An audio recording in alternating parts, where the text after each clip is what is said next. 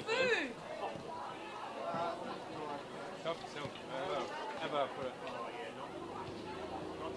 Yeah, leave next to me.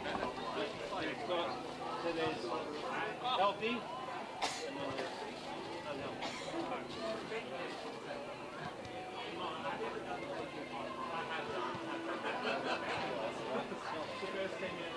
And there's drinks there. You guys want a drink? Oh, cool. Water? I'll go with some beer. Thank you, beer. I think there's only two there.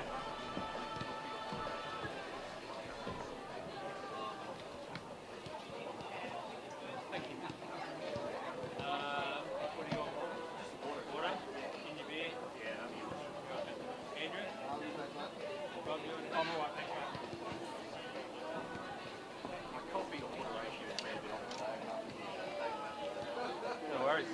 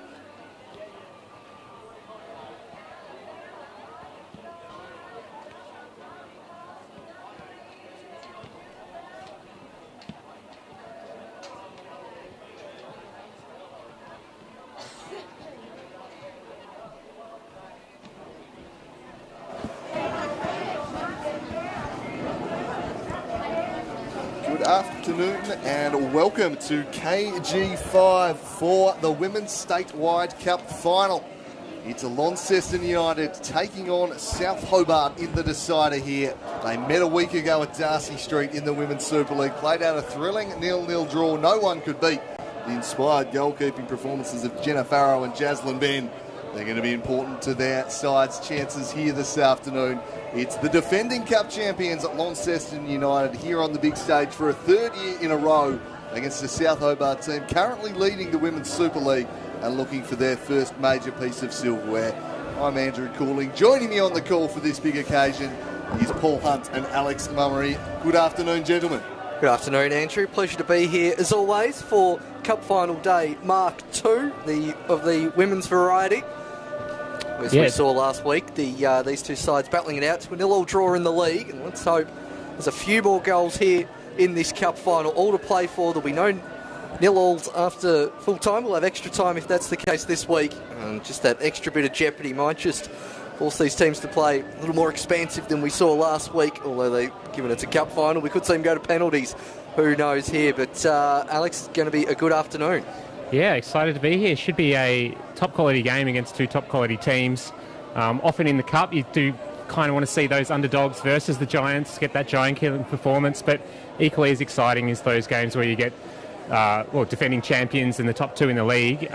It should be an absolute banger of a game. And perfect conditions here today.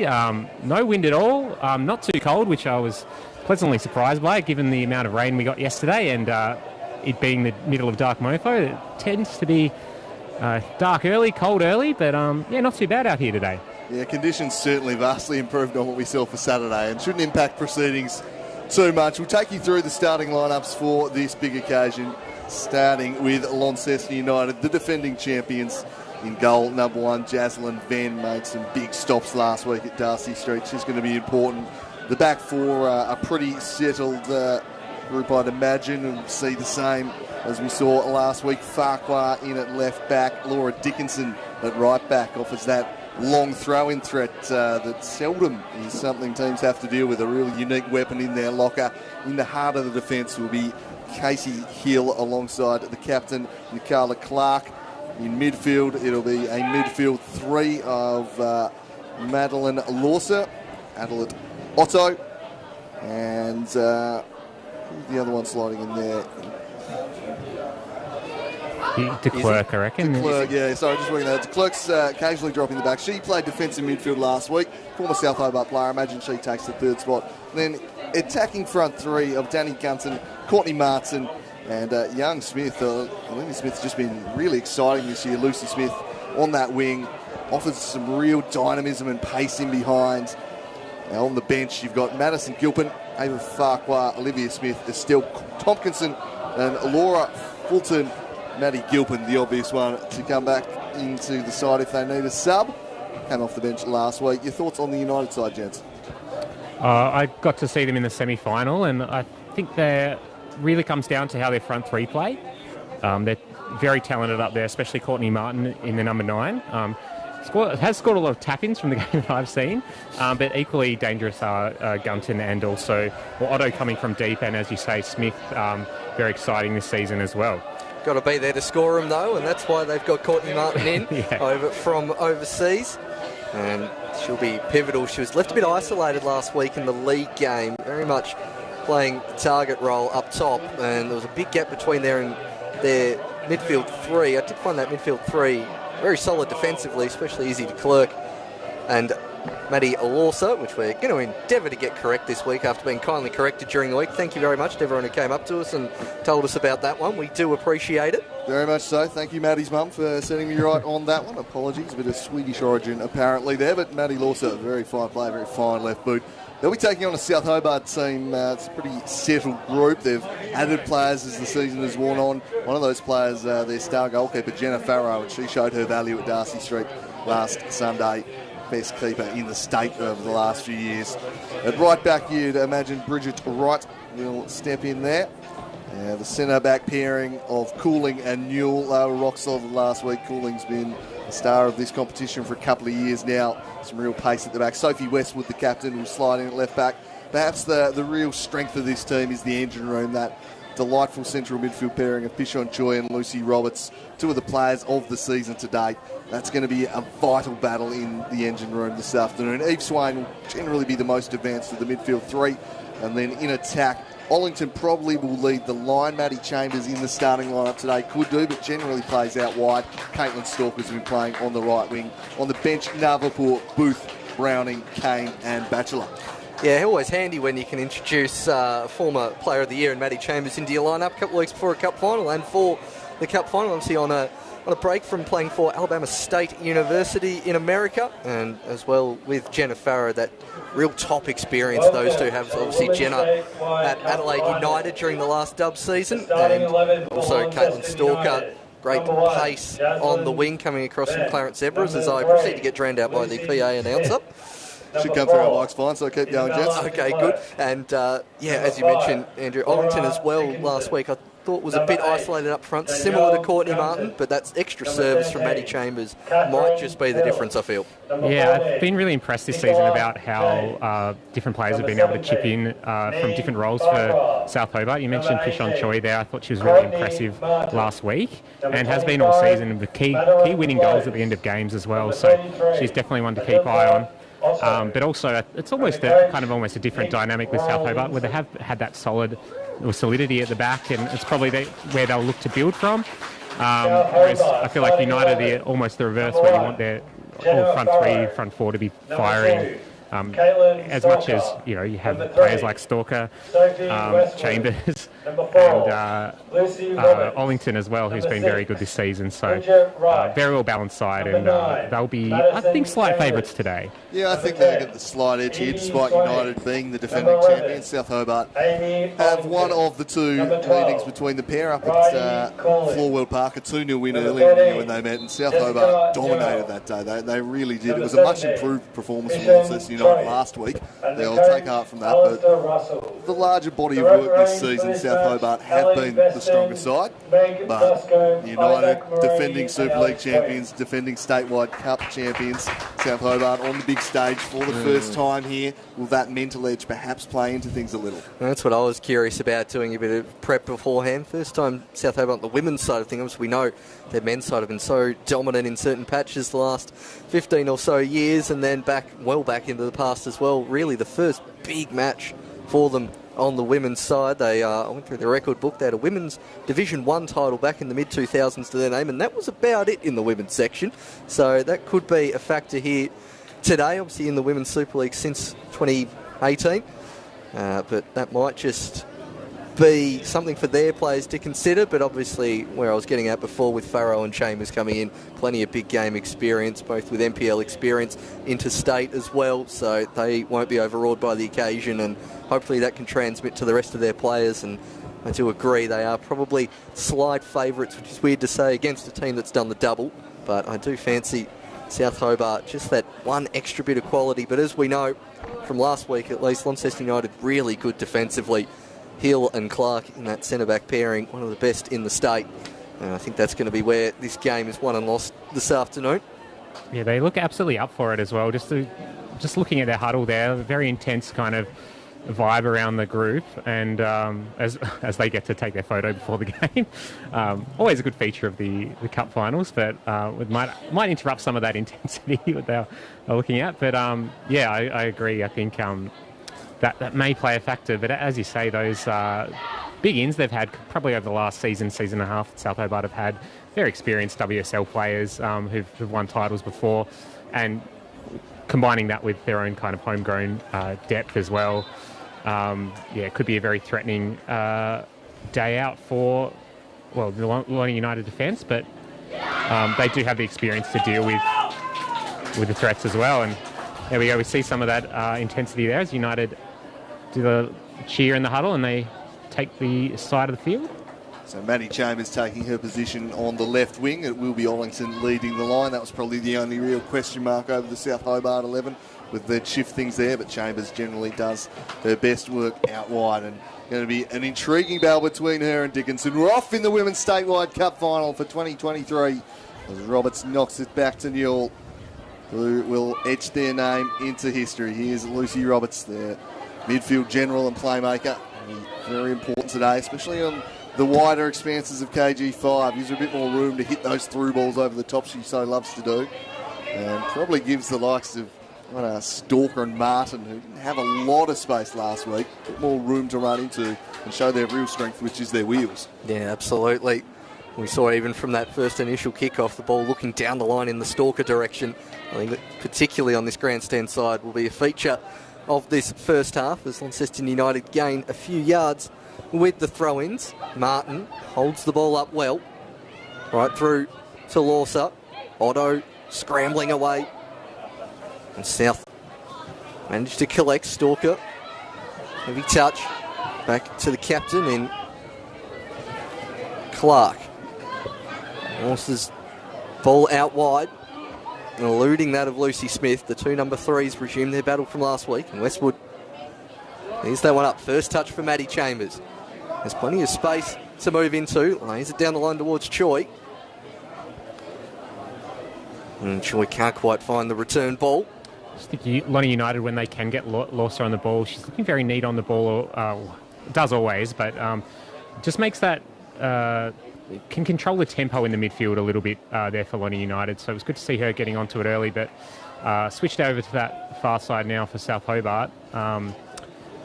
They do like to play direct as well at times, United, so it does give them that dual threat of having those three quality midfielders in there, in Otto, Losa and de Klerk as well. De Klerk will shield the back four, and Gilpin on the bench an option if they want. Otto's certainly added plenty since making her return. This one's out of play. Our referee today, by the way, Ellie Beeston, with her assistants Megan Goscombe and Isaac Moroney, Alex Tween with the board duties, and big day for the fourth officials with the board. We'll be watching them laid on. They better be adding plenty of minutes if it's tight laid on, as this one's over the top in the Otto direction. Cooling nods clear. Into the middle, here's Chambers. She sends it down the line, just not quite on the same page as Ollington there, just played it in behind her and out for a throw in. Really looking forward to that Chambers v Dickinson battle. Dickinson, a fullbacker, really likes to get up the pitch and attack, but you've got to be very wary to not give too much space to Maddie Chambers. Yeah, in that semi-final against Kingborough, Dickinson was just about best on in that game, and she had to do a lot of defensive work at the end of that game. Very impressive back there, and as you say, that long throw, always a threat. Stalker now on the right-hand side. First time ball looking for Rollington, cleared by Hill. Otto. Looking for Gunson. Now, Lucy Roberts. Westwood looking for Chambers, but too much sauce on that one from the captain, Sophie Westwood. That one out of play on that far side. The majority of the crowd here today at KG5 settling for the grandstand view. Not too many going out and around, as we see the lights already turned on at 3:05. Good to see them in a bit fuller brightness than we've seen down the years, as it'll get pretty dark towards the end of this match as contested ball goes out for a throw-in. KG opening few minutes here from both sides as South Hobart down the line via Westwood. Couldn't quite connect. Choi now pulls it back. Now Chambers flowing everything through her early on, just pulls it back and wants some support. Tries to spin around at backtracking Smith, who shuts that down. And makes a bursting run in behind.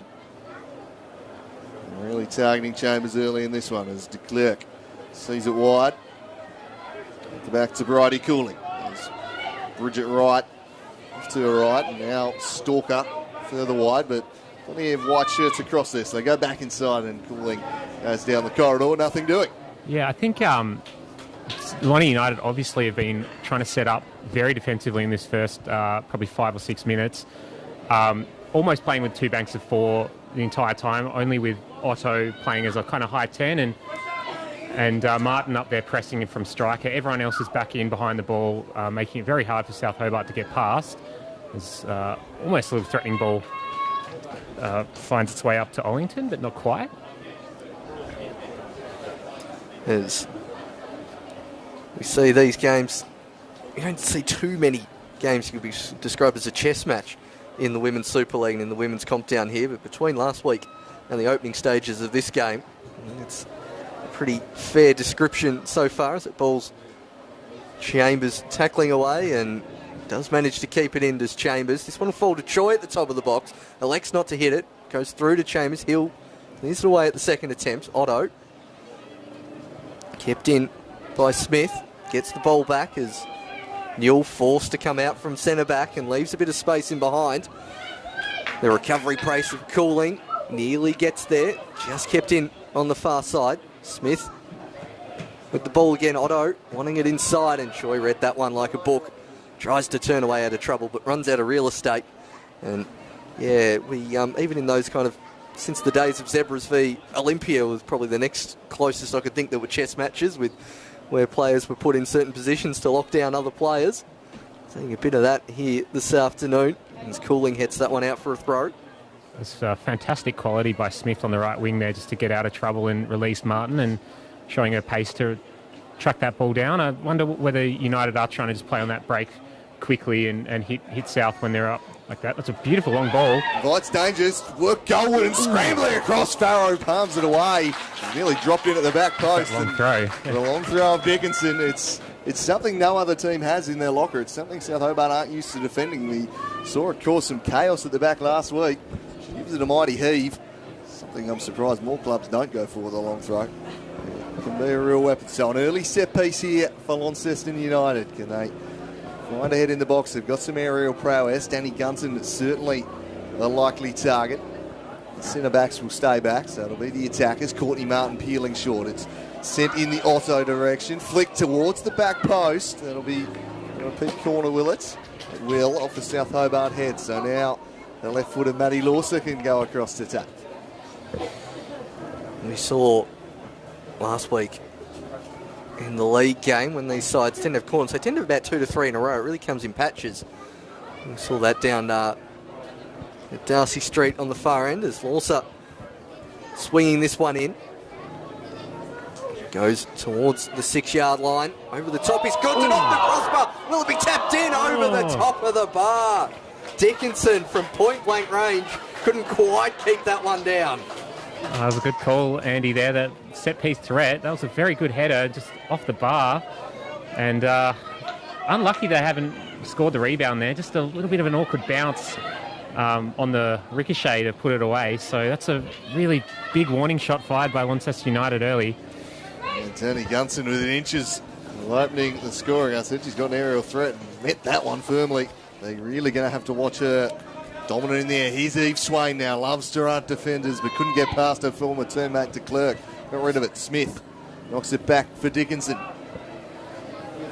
She charges down the right and sends it in the Smith direction. Couldn't quite trap it and allows in Westwood.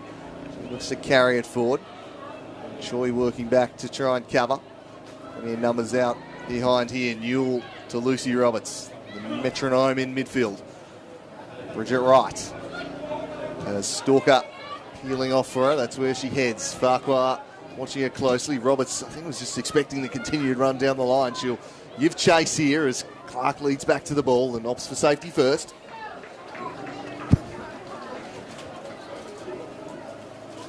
You can just see how, again, that contrast with South Hobart passing around the back, using Roberts just as a bounce play. Really trying to build up and build the pressure on United. And United happy to play a little bit more direct, use their physicality. Wright chips this one to the top of the box. Couldn't quite find Choi. Maddie Chambers lurking, surrounded by white shirts. Knocks it back to Choi. Roberts from range! Grazing the crossbar is Lucy Roberts. She's a threat from distance. We've seen her do that before, and an early warning shot for United. Another warning shot. They're fired off. 2 early chances in this game. Much better than last week's league game as this one's turned over towards Stalker, who's aiming towards Ollington at the near post. Everyone's had an air swing, and off the line is Hill. Venn and Ollington completely missed it. And eventually, Katie Hill scrambling back. Another good chance for South as Lonnie United down the right ring with Otto. Up against Newell. Westwood lays it back a little bit short, and Otto manages to intercept. Martin up ahead. And eventually Westwood comes across to cover. The good end-to-end action here so far. Yeah, I think Venn had to come there, and she didn't kind of put off the shot just enough, and Hill scrambling in behind. Again, that pressure from South Hobart, the counter press there. As we get another long throw come in here. Dickinson launching to Gunton, flicks on, volley to the post again! Courtney Martin this time. And the woodwork denying United early on here. As soon as I saw that flick on, I thought that was in for all money. That was absolutely perfect. Courtney Martin wrapped the right boot around it, and again, off the post. The woodwork preventing us from a high goal-scoring final here so far. Both keepers really just standing and watching as the ball goes everywhere but in the back of the net as South Hobart now build up on that far side. Can't quite get the service to Chambers early on. Charging forward is Westwood. Haven't got a great deal of width on this right-hand side. And now Stalker makes the diagonal run. Up against Farquhar, who's got good covering pace. Knocks it out for a throw-in. Did well to get back there in time. I thought Stalker just potentially made her run a little bit early there inside. Probably needed to come to that position rather than start there. And there's the throw-in. And I'll just about see. Goes in towards the 18-yard box. Looking to turn and find some space is Swain, charging towards the byline. Taken down, calls for a penalty. Corner given, and from our angle up here in the commentary box, It looked like there was some contact. Yeah, I don't think enough to call a penalty there for me. But I think just a little bit of a shove, and she kind of went over just before the contact came. Almost was used her body so well to take the defender out, and once the defender was on the ground, she went over. So half a shout there for South. I wouldn't feel too aggrieved about that. Lucy Roberts will take the corner here, and she bends this one in. Top of the box, headed back by Newell. Venn punches, doesn't clear. Taken away though. Not cleared, but the relieving free kick line. Venn not quite getting as firm a fist to that as required, but fell kindly towards a teammate. And Hill will take the free kick, relieving the pressure on Lonnie United. Both sides with great chances early on as Hill chips that one forward. The pace of the game has been absolutely fantastic so far. Here we go again. Gunson flicks that one on. Eventually back towards Farrow. But time to size up a pass here does Farrow. Short and just out of the reach. I would say I'm just curious with South Hobart. Ball running a little bit firmer than they're used to. Obviously Darcy Street by this time of the year gets a bit heavy and just slightly overhitting some passes that maybe would probably hit feet on their training grounds and their home ground. The slick surface at KG5 relayed over the summer. The Stalker towards Choi. Turns out of trouble. Cooling whacks it forward. And Ollington putting Hill under pressure. Hill doing enough. Lawser can turn and face forward. Looking for the run of Smith. Choi cuts it out again. Been reading the play fantastically well so far in the first 14 minutes is Choi. Now Smith gets it. Also wanting to go the return ball. Martin doing well to cut out the ball back towards Farrow, but that's a good pass towards Roberts. Turn forward looking for the run of Stalker. Farquhar told to clear it first time and does so. Now Johnson. Good pressure in the back there from Wright. Charging forward is Smith up against Newell, and Newell uses her body expertly well there to relieve the pressure. So South Hobart through Maddie Chambers down the left now. Ollington makes a run. That's where she heads. Can she combine here with Ollington? Clark across to deal with it, and she steers it away, does the United skipper. There's a lot of pressure coming from United in that midfield block now. South are unable to play out as easy as they would like. Even though they've had a little bit more of the ball, they're starting to look a little bit more direct as well. But saying earlier, it's just it's nice to have a bit of a breather after that first 10 minutes. It's been absolutely end-to-end. A lot of chances, a lot of threatening play. I think both teams unlucky to score, if not multiple goals, I think, in some ways. It's been all... everything at the wall at the moment. Chambers swings it in. Clark half clears it. Swain lurking. It took 45 minutes to get going last week. It's been furiously paced from the outset here. Lucy Roberts sends it back to right. Looks up. Ollington was offside and Otto closed it down and picked her pocket. Adelaide Otto now looks to hold up and wait for some support. It arrives in the form of Danny Gunson. Shifts it inside and back to Otto they go. Across comes Cooling, who lunges in and deals with the threats. That's the kind of slide tackling we like from your centre back. Slide tackle, win the ball, out for a throw-in. Relieving all the pressure there. Otto did very well laying it back towards Gunson.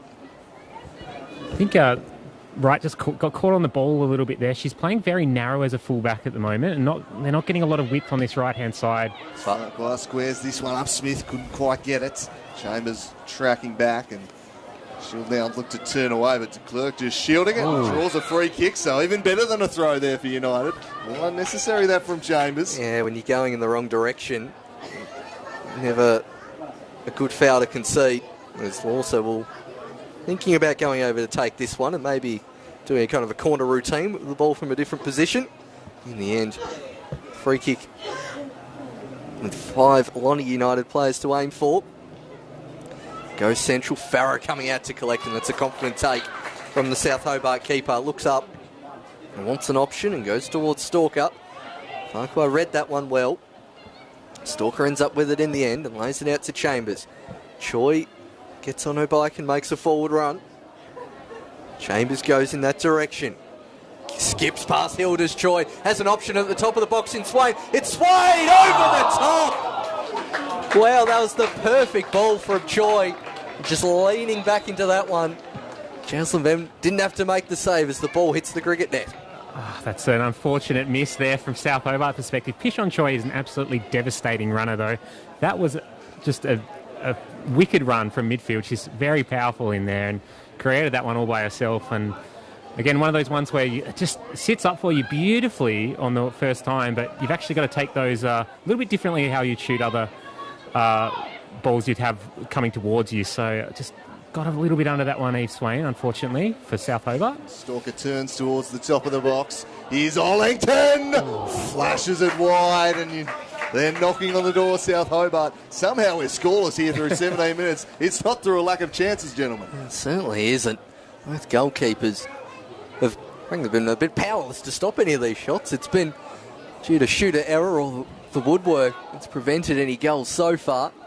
It's a difficult game to sum up. It's just been towards Stalker. Lays it back towards the top of the box. Roberts can't quite control that one. And now Smith with just Martin ahead. Cooling taking charge of the situation. Brodie Cooling looking to set forward another attack. It's Chambers. Choi making the same run again and tries to go in that direction. Off the shin pad of Hill. Choi hits it first time. With Venn out of position a little bit there. Just a bit towards the near post, the keeper. Choi spotting that far post was open, but couldn't quite wrap her foot round it enough. There's Roberts. Wins the header in the middle of the park. And South, you usually see them play a little bit more possession-based football in the league games, and this time tended to go a bit more direct. Used to seeing a little bit more of this from South. There's Cooling. Out towards right. I think it's just the pressure that United are putting them under. It's pretty immense, so they have to get it forward early. They're mopping it up pretty well. As I was saying before, it's a hard game to sum up just because that pace is so high at the moment, so it's really, really good to watch from a spectator's perspective. Who's going to be able to take a chance at the moment? They've gone begging. Here's Stalker charging off towards goal, sends it in the Choi direction. She cushions it down. It couldn't quite sit for her. The United defence will see it away. Hill didn't really clear the area. It falls out the back to right. Dances on the ball, but then unfortunately just got it with the back heel. Couldn't complete the spin move, but yes, last week it was a bit of a slow opening the first 45, and then the second half really came to life, and no one could beat the goalkeepers. They were shots on target last week, just couldn't beat the keepers. This week they've just not been able to get the shots on. The chances are flowing. It's right. Turns it over to Courtney Martin. She rolls it back here to Lawson with that lovely left boot, and intercepted nicely though by the skipper Westwood. Westwood to Roberts. Back to Cooling. Now right. Looks up and tries to roll one through for Eve Swain. Clark leading back and steers it away. Saw Stalker there starting the run or on the touchline this time and then cutting in. I think that's probably the preferred method of getting past this Lonnie United defence. Is right and whips this one in. Chambers coming in, well cleared by Dickinson. Roberts. The two number 4s in the centre of the park, and Roberts loses out and Chambers comes back to collect. Now trying to go around the outside is Maddie Chambers. Wants the free kick, but that was well won in the end and out for a throw in. Not that necessarily everyone agreed with that, but Izzy de Klerk doing well coming across from centre mid. And Westwood can take the throw in. A lot of white shirts in front, and that's why it's well cleared. De Klerk getting some distance on it. And touched out of play by Newell. 20 minutes gone, still 0-0 here in the Statewide Cup final. A long throw being employed inside the own half here by Dickinson. Don't mind it. Utilise it every chance you get, I reckon. She gives it a mighty heave, and this one just floats over the head of Smith. Cleared away. De Klerk nods it into touch. It's guaranteed like 20, 30 metres of territory every time. Gives it a massive heave. Westwood launches down. Choi again, just skipping past defenders like witches' hats at the moment. Slides it through for Ollington, but backtracking nicely was Dickinson. Got that wonderful recovery speed. And she put it to good use there. South Hobart just starting to get on top now, actually, to get a bit more possession in that kind of front third. still playing with a fairly narrow back four. They're not pushing their full-backs up very much, so it does mean all the width has to come from Chambers and Stalker. But at the moment, they're getting a lot of good play through the likes of Choi, as that one, sort of a miscued cross, just skews across, I think, from Westwood out there. As Ben takes the goal kick short. And he'll only find Westwood. Chambers with the first-time ball. It's a great ball in, and Ben quickly off the line to collect. Good starting position from the keeper helps. We saw plenty of that last week. And as Wright gets in front of Gunson. Now Wright inside towards Swain. Turning is Swain, gets past one, tries to get past another Swain. Stalker calling, gets it in the end. That one looking towards the back stick, and then getting that at the second time of asking. Pretty much had it under control on the first take. And good to see Lonnie United slightly mixing up the goal kicks. We saw last week that there was a patch there for about 20 minutes where they were doing the same goal kick and it was ending up in the same position, which was to a South Hobart player. Just slightly mixing it up this week, which is good to see. Stalker now. Thought about laying it through. Flag stays down. Rollington back to Stalker. Now Chambers. Trying to go around the outside of Dickinson. Turning his Chambers. Three waiting in the box. Wants a free kick and gets one on this occasion. The right decision there. Give them a set-piece opportunity. A dangerous position. I agree, Alex. South Hobart just starting to get on top of this contest in the last 10 minutes. United striking the woodwork twice early on in this one. Could well have had a lead, but now it's South Hobart in the ascendancy. They've squandered a couple of looks themselves, but they'll have a set-piece here. As not an obvious aerial target, but Pishon Choi plays well above her height. Could be one to look out for. She wants it at the back post. Always dangerous in the air is Choi, as the free kick is swung in her direction, and it's not just wide of the post by Choi. And behind it goes. Took a little touch off a United player, so it'll be another corner. Another opportunity for Lucy Roberts to get to work. A lot to manage for United keeper Jasmine Bennett at the moment. Had a very challenging cross come in, and she did well to take it in the end, but it was a ball with a lot of spin on it, and there's another high ball. Positioning is going to be really crucial if it's coming over the back stick as it goes short. Yeah, although clearing that one pretty easily. Read that one quite comfortably, as Andrew nearly doing the opposite of a commentator's curse there before, praising Choi's aerial work, and got ahead on that. It's cooling. Ball forward, not falling to anyone, and makes the recovering tackle herself. As Westwood finds Newell in a pocket of space, but always disappointing when you have that corner, and 5 seconds later you end up deep in your own half. As Hill hits that one towards Otto. Gunson in plenty of space. Has Wright to aim for. Plays the 1-2 with Lawser, and Wright cuts that one out well. Oh, that was there for them on the platter.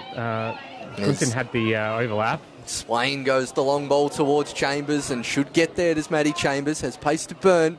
Dickinson to beat. Tries to go around the outside. Ollington peels off. Will get a second chance. Chambers towies it forward in the end. And Clark clears that one out for a throw. Again, South continuing to apply the pressure. And just starting to get more of a foothold here. We've seen Lonnie United, particularly in that last 5 minutes, just starting to have to go back deeper and deeper into their own half. As Choi lays it back towards Westwood, and that was out of play on the far side.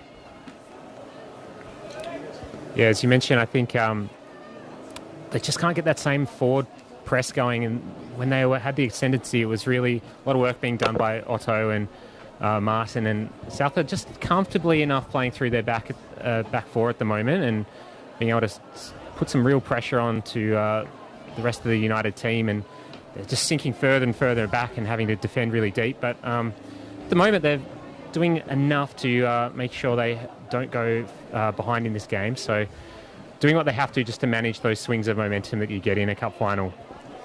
So United with a throw in on halfway here. Again, it'll be the Dickinson heave. Well over the heads there of Martin. Cooling a little sloppy, but it works out all right. Choi to Roberts. Roberts to Swain. Swain showing her dribbling skills already this afternoon. Just holds up and waits for Stalker to burst into space. Wright presenting the overlap for her. And is utilised. Clark across to deal with her and shuts that down as Wright tried to just whip it through the legs. Again, South Hobart on the offensive, turning the screws here in the Statewide Cup final in search of their first piece of silverware. Farquhar nods that one into touch. I thought she was really good last week, Farquhar. A lot of work to do. Defending her flank. Bridget Wright with the throw in. Plenty of bodies up in and around the penalty area here for South. Swain has Cooling in support. Cooling just sends it in towards Ollington, cushions it down. Ollington back to Cooling. Cooling with the left. That was optimistic and ill-advised and well over the top. Don't often see Cooling in too many shots on goal. Especially on the left. Yeah, particularly. Obviously, some of those games where we see a player trade at right back, like we have done, particularly when it gets to a higher level, played in right back rather than centre back when playing for Tasmania last year. As Van will take this goal kick. Deciding whether to go short or long. Otto looking like the option, and Chambers cuts that one out. De Klerk misses it. Also takes advantage and manages to thread a pass towards Courtney Martin, who gets her first touch for a little while. Launceston United's import had a good couple of opportunities, particularly that one that hit the post after about 10 minutes. Hasn't seen a lot of the ball lately, but hopefully Dickinson with the long throw can get it towards her direction. Ends up going over the head, and Otto up against Cooling. Back towards Westwood. Cut out by Lawson. Just wondering if Smith was offside there on that occasion. Not given by the assistant referee on that far side, and Lonnie United will have the throw in prime Laura Dickinson territory. And see the gap between the sideline and the fence, not the largest at KG5, so might have to do with the curved run up. Heaves this one long over the head. Roberts controls and clears back in that direction. Hill blasted that one forward, but not quite as centrally as she was after, and as we tick close to the half-hour mark, a slightly more subdued last 5 minutes. Jenna Farrow in particular has not had much to do. And she'll take this goal kick now. Too much beyond watching a couple rattle a post, which were very near misses indeed. United looking to press up here, but South will play through. Roberts with some room to manoeuvre. See an obvious option, so just went back to right, or returns to Roberts. Roberts now will want to get onto that left foot, and she does. And takes the deflection into the path of Stalker, who'll just let that one run out, and they'll send some bodies forward once again here. Right to Swain. Heavy touch though, it went straight into the path of Stalker, who tears off towards the penalty area. Watching it closely is Farquhar, weaves one way, then the other. Let run to Chambers at the back post. Bit of a heavy touch from Chambers, but recovers it. Nicely defended there by Martin tracking back. Everyone appeals for it. The referee says corner ball. It's a superb ball through from Stalker. Really split the defence. It almost put them in there, South Hobart. They'll have another opportunity here off the corner. Just think United haven't been able to get out in the counter-attack as quickly as they would like to, and it's meant that their South Hobart have had more opportunities like this to apply some pressure. So corner ball, short option has been covered. We'll see if they swing it into the mixer once more. Roll back, set, quite the task there for Westwood. Ended up working it to the top of the box. Pishon Choi first to it. Lucy Roberts didn't quite catch it correctly, but it sat nicely for her, and she's not shy about shooting from distance. Eventually, and came out with a good outcome, that corner, after not the greatest start to that short corner routine. And Lucy Roberts hit a fair few from downtown across this season. As Farquhar can't quite control that one. As South continue to apply the territorial pressure as Swain turning well, charging into the box again is Swain. Goes past another, hits towards the byline, and it's taken about 3 United players to get there. Stalker goes near post. Hill clears, and Andy Lawson says, I've had enough of this, and knocks it out for a corner, which Lucy Roberts will stride over to take. Both sides favouring the in-swinging corners here this afternoon. Swain's dribbling again, just fantastic through that final third. She's had some really good runs so far, and any little touch there, and that could have easily been a pen for South Hobart. So she's been a real threat for them early on here. Personally, I think she should have had a pen already. I saw that one differently to you two. As Roberts sends this one in. Dangerous ball. Joy! Bishop Joy rises and heads South Hobart into the lead. Superb delivery from Roberts. And Pishon Choi was there to get the scoring started in the decider. You flagged it early. Andrew Pishon Choi, dangerous in the air. Lovely run from the back stick. Curved it towards the 6-yard line. No one tracking the run. And Choi with just about a free header. Hits that one into the back of the net. South Hobart 1-0 up. And you can't say after the last 15 minutes that hasn't been deserved. Well, she wears the number 17. A certain Tim Cahill for Everton wore a 17. And the way she plays above her height in the penalty area reminds me a lot of Timmy Cahill. Yeah, she's an absolute power player, and that just shows that she can do it running with the ball, finishing the ball, and off the head as well. So big goal for South Hobart. We've still got a fair bit of time in this first half to play, but United will need to regroup. They haven't looked as energetic as they had in that first probably 15, 20 minutes. So going to have to get motivated and see if they can string a little bit more pressure on South Hobart at the moment. Have to say that kind of felt like it was coming. Yeah, I'd certainly agree with that. You could see just eventually the wave of pressure they were applying between Chambers' wing play, Swain's dribbling, and then Choi in the air. Had a sighter earlier. And this time, confidently into the back of the net as Lawson looks out wide towards Martin, who's swapped positions with Smith for the meantime. Westwood reads that one well. Wellington making a good run. Chambers elects to keep it. Goes inside. Plays it short to Swain. Stalker now. Chinking back inside. Choi wanting it on the far side. Chambers with space to run into. Goes the early shot, does Chambers, and that one wide of the mark. I'm not sure if potentially going around the outside on a dribble might have been the better option there from Chambers. As Ben not getting a bit... Come on, Mace. Giving a bit stiff there with the ball. I'm going to assume that's a South Hobart fan up the back there, judging by that delivery or complete lack thereof. If you don't make the distance, you've got to follow it up and go again. You can't just go back to your seat. Basic rules there. It's not that far to throw either, having sat back there numerous times. Just a disappointing effort all round, really. But Jaslyn Ben will get us restarted with the goal kick. Dickinson being forced back to Hill. And Choi, if I remember correctly, opened the scoring with a similar header in the first meeting between the two sides this year up at Forward Park in the league game. So it's a threat they were well aware of getting into this one, United. Still couldn't stop it. Here's an opening, though, perhaps for United. There's some space in behind, but it just rolls off the back leg of Smith. Yeah, they had to go wide. Just missed opportunity there for United again, and South Hobart back on the counter. Chambers tearing out after this one again, and Dickinson just puts it out of play. They've also just made a quick tweak with Smith coming in centrally and Courtney Martin being down that wing for probably the last 10 minutes.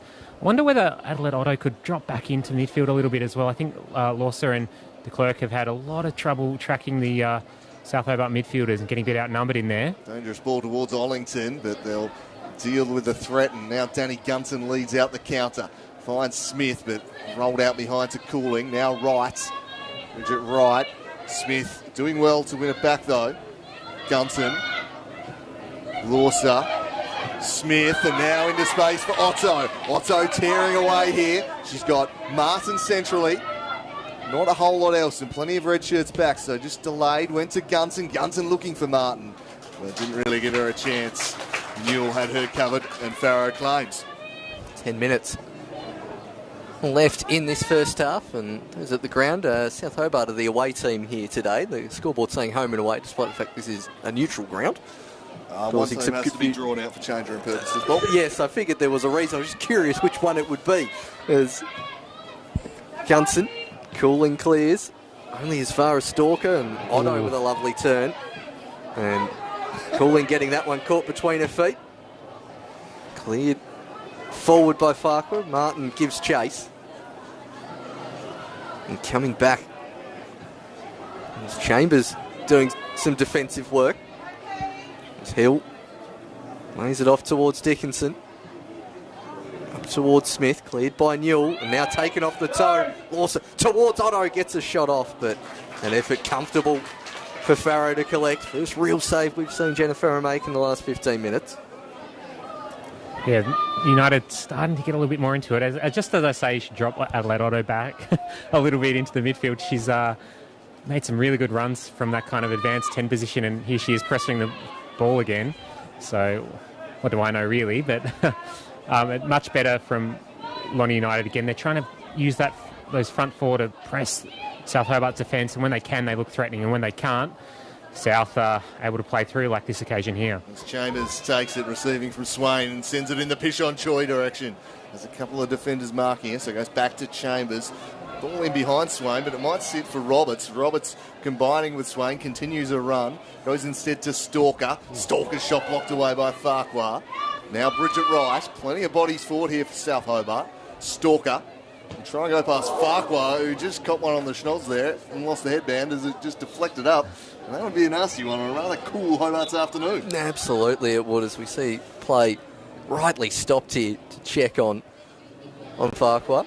I was just surprised before there with Roberts. She didn't hit the ball first time.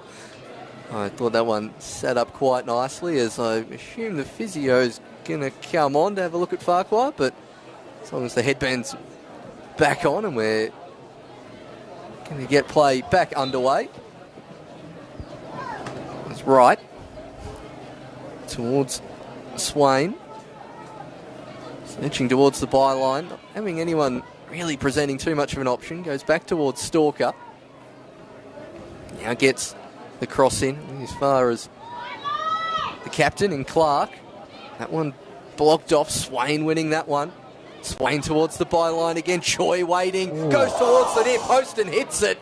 And eventually cleared from de Klerk.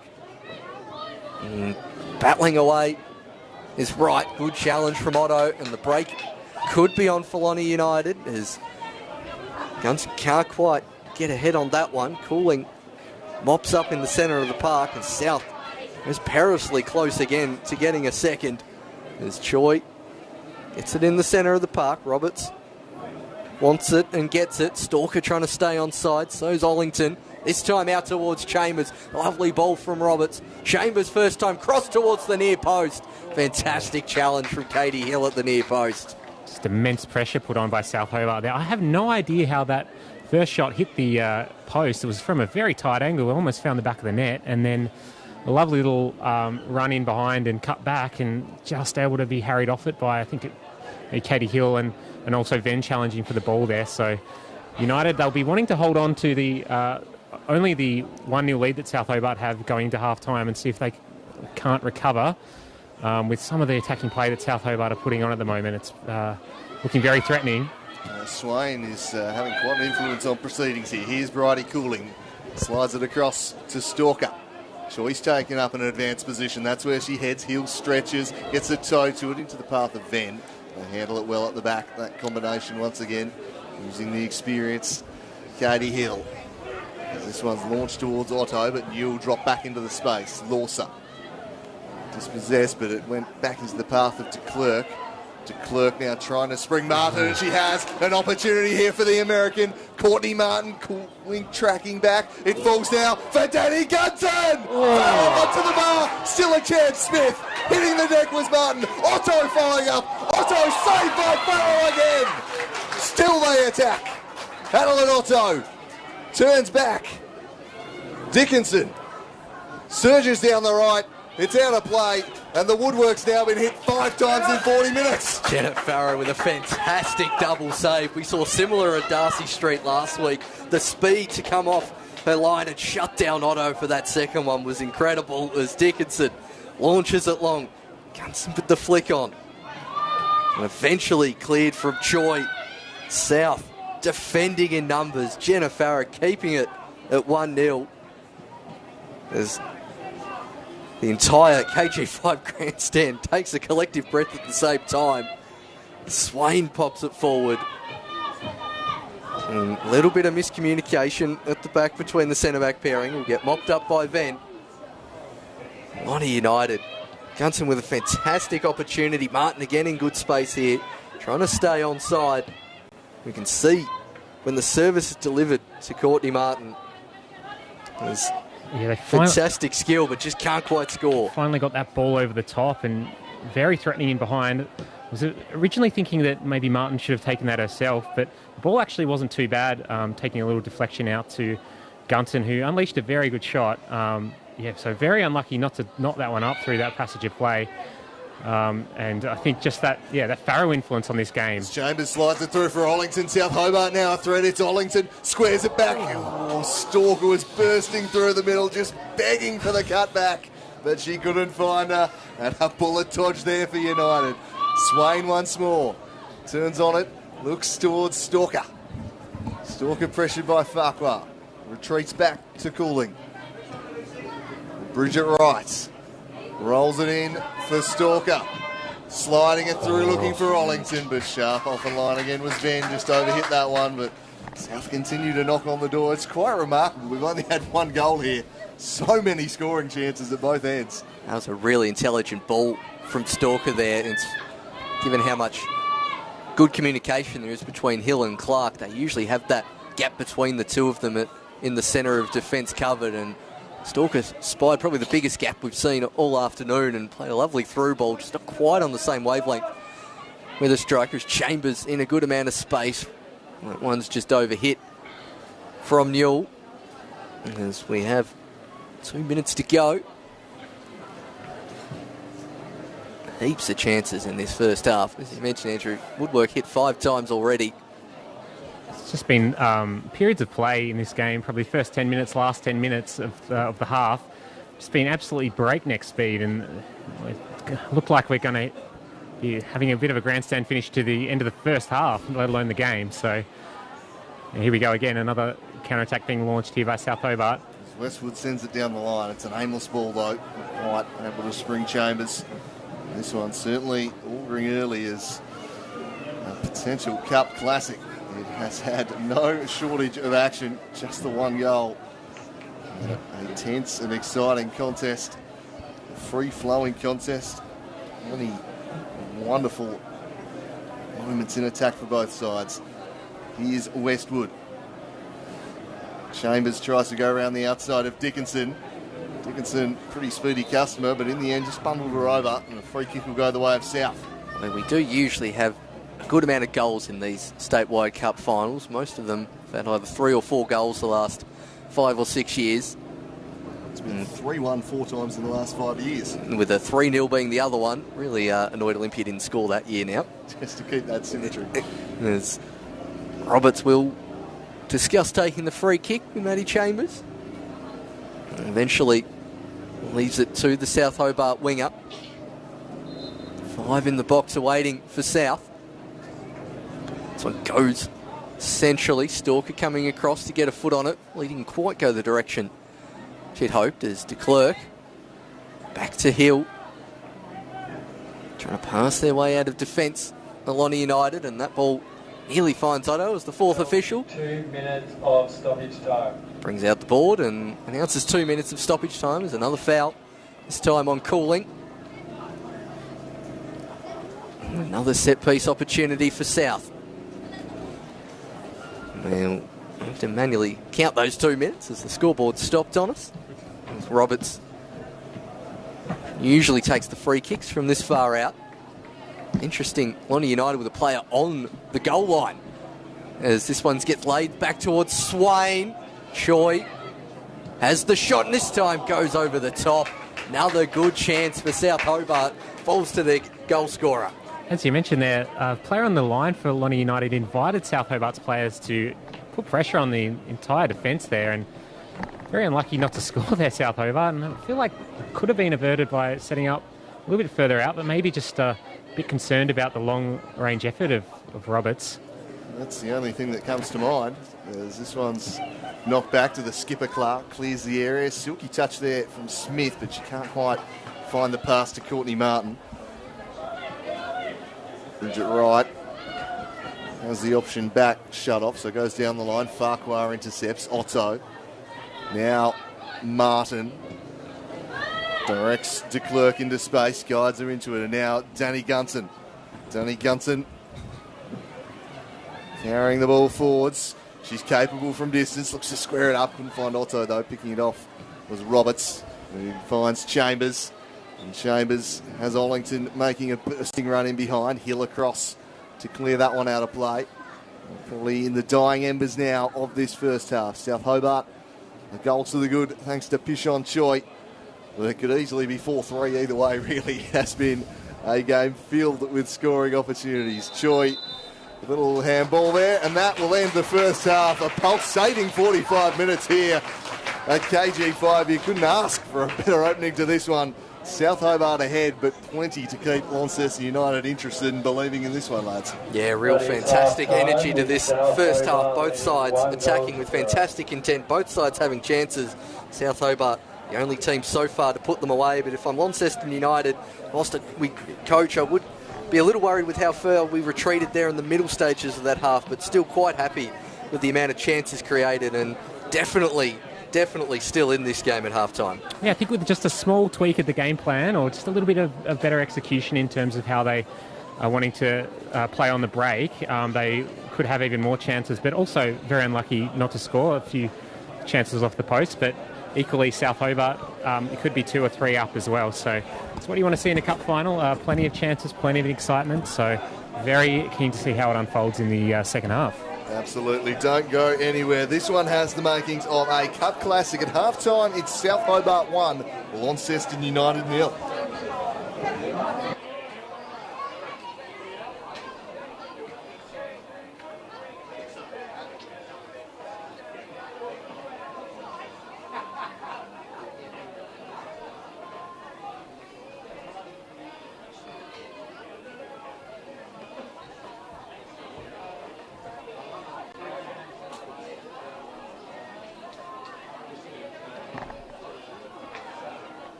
Alright guys, we are doing the prize for the Matildas World Cup merchandise.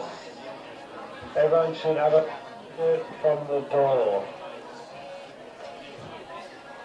The winner,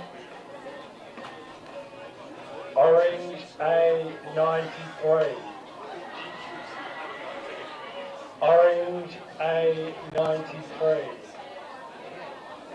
If you are a winner, can you please meet us at the gate within the next 5 minutes? Thank you.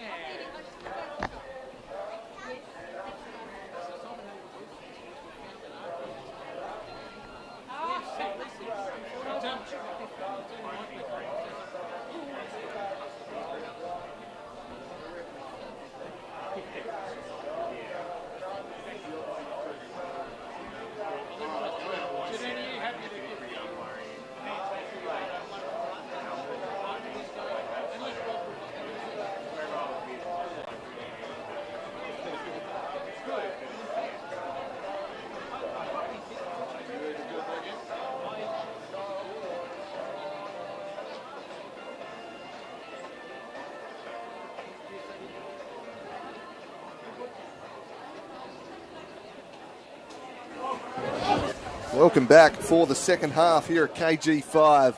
After 45 minutes, South Hobart holding sway thanks to a thumping header from Pishon Choi. There was no shortage of goal-scoring chances in that first half. Somewhat miraculous as he's only 1-0. The woodwork struck some 5 times. I reckon there were 4 absolute gilt-edged chances just burnt. This could be 4-4 very easily. And I think that suggests that still plenty of action to come and plenty of twists and turns to follow in this second 45, lads. Yeah, certainly. Lonnie United probably will feel slightly aggrieved. They haven't got on the score sheet, and both sides probably thinking they should have had multiple goals so far as the lights come on in this second half. And Alex, what do you think is going to happen in the second half? I'm not really sure. It's been a blistering game so far. There's been periods of play where the pace has gone up through the roof. Want to see more of that for sure. But I think Launceston United can at least score here and put some pressure on South. So we could see extra time. But equally, South Hobart definitely dominated periods of that first half and definitely good money for their 1-0 win. So see if they can continue that form. So, Pishon Choi and Otto scrap for it in midfield. Choi rolling it back. Now, Cooling, pressured by Smith. Just try and deal with that static for you viewers. Technical issues here, as this one's put out of play there by Farquhar. Safety first ahead of Stalker. Throw in to Lucy Roberts. Always influential in the middle is Lucy Roberts. And she turns clear here and looks up. Ollington presenting short. First time a ball to Swain.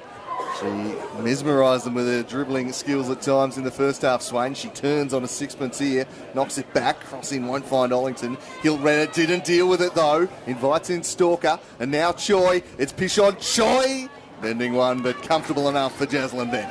Katie Hill there doing a great job just getting the legs out of the way, as I thought that could have been close to a penalty. The swinging leg there, and Choi, the goal scorer, having the first real shot of this second half is Cooling. He's back towards Westwood. Now Maddie Chambers. Space to run into. Lays the ball down the line towards Ollington. Flag stays down. Back to Chambers. Space down this left-hand side to go around Dickinson. Cross comes in, but too much towards the near post and harmlessly out for a goal kick. Doesn't look like any substitutions made at half-time by either side. Now, it looks like Lonnie is still going with Smith up top for now, so Courtney Martin on this right wing. I think they can use her pace against Westwood. Yeah, I think the pace of Cooling in centre half means they're trying to get her a bit wider, because she was going stride for stride with her quite often. Here's Hill at the back, steers it round Westwood, working up in front of Martin, puts it out of play. South Hobart skipper will take the throw, takes it short to Choi. And so dominant today, pitch on Choi. Here's Lucy Roberts. Bridget Wright. Wright looking to spring one in towards Ollington. And getting in a miss was Van Cutback. Big opportunity. What a block, Katie Hill. But the follow-up is buried by Chambers. And South double their lead. Spare a thought for Katie Hill, who's made one of the great stops. But Manny Chambers was on the doorstep, and South are 2 to the good. Great positioning there from Chambers, following up. Ollington with the pressure, just that constant South Hobart pressure we saw in that first half, really putting towards Launceston United. And Katie Hill, that would have been save of the week, I think, had that not gone in afterwards. The Chambers fires home. South Hobart 2 to the good. Couldn't miss from there. And Lonnie United really with it all to do now. Yeah, that was a challenging ball in from Bridget Wright from right back, and it was a bit of a kind of almost a good back pass to Van, and she just misjudged the flight of it and almost got out of jail with a beautiful block by Katie Hill. But that's a tough one for Lonnie United. They sort of shot themselves in the foot to some degree with that goal, and 2-0 is a hard score to come back from. Some say the most dangerous lead in football. I tend to not agree with that at times. Well, Smith can make an immediate response here, but just couldn't quite get in behind. Martin up in support. She'll take it wide, has Otto with her, and she crosses in. 2 in the middle, big chance. Lawser. Well blocked away. Body on the line there from Cooling. Well, no, it was Swain, in fact, tracking back into defence. The number 10 really working back hard. Flung herself in there. Well, United created more than 2 glorious scoring chances in the first half, so we know they've got goals in them if they can just be a little bit sharper in taking the chances this half. But yeah, it's certainly a lot tougher now. 1 goal lead doubling early in the half. It's all about that forward pressure for United. You see it there, and they can get that pressure on their South Hobart defence. They look very dangerous, and when it doesn't come or South are able to show their quality, it means they are often on the back foot and put under pressure. See if that causes any earlier rumblings than planned on the Launceston United bench in the way of an attacking sub. This cup final, you'd rather lose 4-0 chasing it than just hold on to a 2-0 loss. As de Klerk, he's it forward, intercepted by Cooling. Striding forward goes Bridie Cooling. Stalker continuing her run is Cooling, but Stalker does it all herself, whips it in near post. Clark gets ahead on it. Swain controls, turns lovely. Out of pressure there, does Swain. Wants an option, has Choi centrally. There's Cooling as well. Goes back towards Cooling, well pressured by Otto. Cooling out towards Chambers. Plenty of space on the left-hand side to run into, but well pressured off it by Dickinson. And out for a throw-in. Westwood strides forward to take. An early goal. Looks like it's been a nice settler for South Hobart. Back to Newell. Roberts. Plenty of space on the right-hand side, but no South Hobart players in that vicinity. Everyone central and forced to go that direction is right. Well, cleared by Losa. Now de Klerk. First time ball's on here. Sending Smith a task, and Farrow potentially with a little bit of wind assistance there as well, judging by the flag on the far side, able to take that one easily. Yeah, it has just picked up a little here in the second half, and you'll see that one impacted up into the sky. Choi nods forward towards Ollington, her touch into the path of de Klerk. Dickinson. We're looking for Martin, that was shut down by the goal scorer Chambers. Dickinson will go long as per usual. Westwood. Otto. Be allowed to run out of play. Trying to formulate a response here to going 2 goals down early in the half. Roberts turns onto the trusty left. Pick out a target. Hill lost control, but out the back to Clark. Lawser under pressure from Swain. Just impacted the pass and sees it spill into the path of Stalker. Just turns back inside. Real speedster. Her pass broken up by Izzy de Klerk. De Klerk trying to thread that one through for Martin. Broken up by Westwood. Roberts across to Wright. Wright pulls the trigger looking for Ollington. Hill steers clear. Now, the lively Eve Swain. It's been a real handful running at this defence this afternoon. Here's Colleen carrying forward. Smith looking back on her. Swain controlling. Now looking to get in amongst it again. Delightful feet from Swain, and she sends it across to Chambers. The flag is raised. Although once again Dickinson showing great closing speed to get back. Absolutely. Chambers there.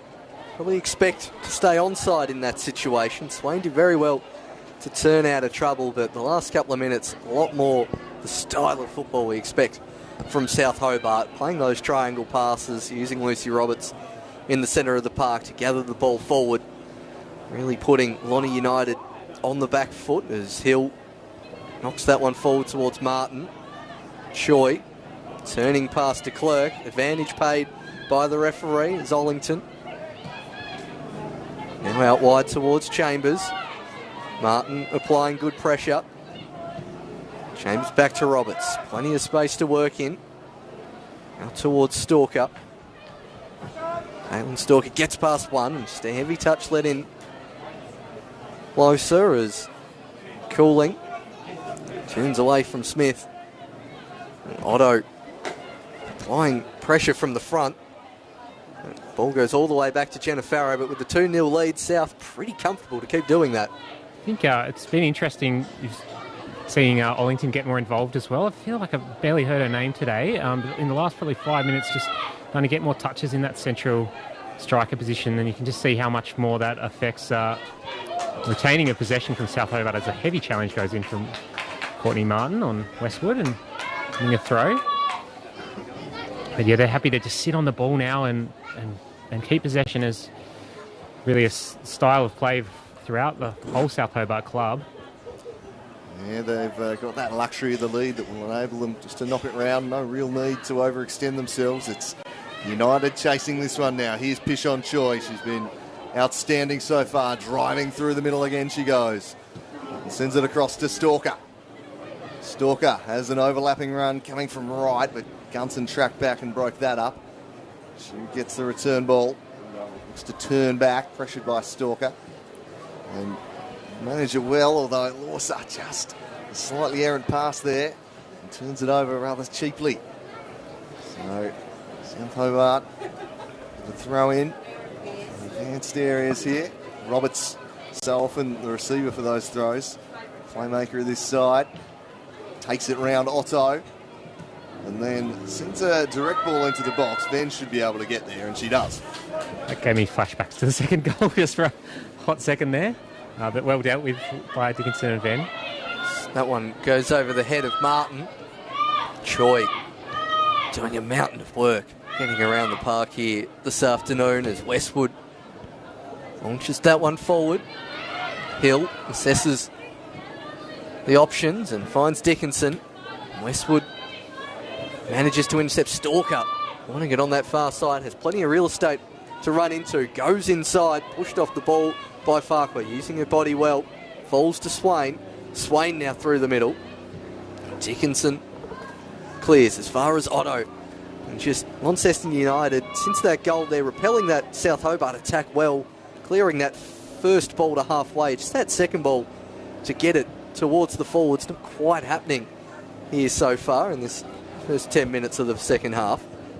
As Farquhar just look a little bit low energy here, Lonnie United. I would be, if I was in the coaching staff, maybe trying to get some fresh legs into the system at some point, or maybe changing up that front three again a little bit. I'd like to see Smith on that ball in that first half, and she hasn't really touched it since the change to centre forward. So there's some options they have, and we'll see if they do go to anything soon. It looks like there is some movement on the sidelines here. Yeah, Maddie Gilpin being ready. She's the obvious name to come in. She's got the ability to change this game. I think it'll be not too long before she's introduced. Rawlinson quite active on the bench. I think he knows they need to change the dynamics out there at the moment, but they've got some defending to do for the time being. Pishon Choi flowing with the confidence now, throwing in a few step-overs to boot. In the end, it was broken up. Lawser to Otto. Otto and de Klerk deal with it, and they'll send it wide. punch down the line, but Bridget Wright got it and then seemingly balanced it on the bicep, got away with it. Sent down and now threatening to get in behind is Ollington here. Experienced and defended the situation calmly. Just checked her out. Now, Lawser. Farquhar. Out of play. It's just a little disjointed right now. Throw taken quickly. Back in towards Swain. Lawser wins it back. Gilpin set to be introduced here. Cooling. Through a couple. Lucy Roberts. Patient build-up play from South there. They send it out wide now to Maddie Chambers. Chambers sends it centrally for Ollington. Fell to Pishon Choi. Back to Roberts. Stands it up trying to spring Chambers. Headed away by Dickinson. Closing in with Stalker, and Hill puts it behind. Can she prevent the corner? She'll stretch, but won't do so. Corner coming up for South. And now they will make the substitution. Maddie Gilpin will replace Smith. The same sub they made 8 days ago.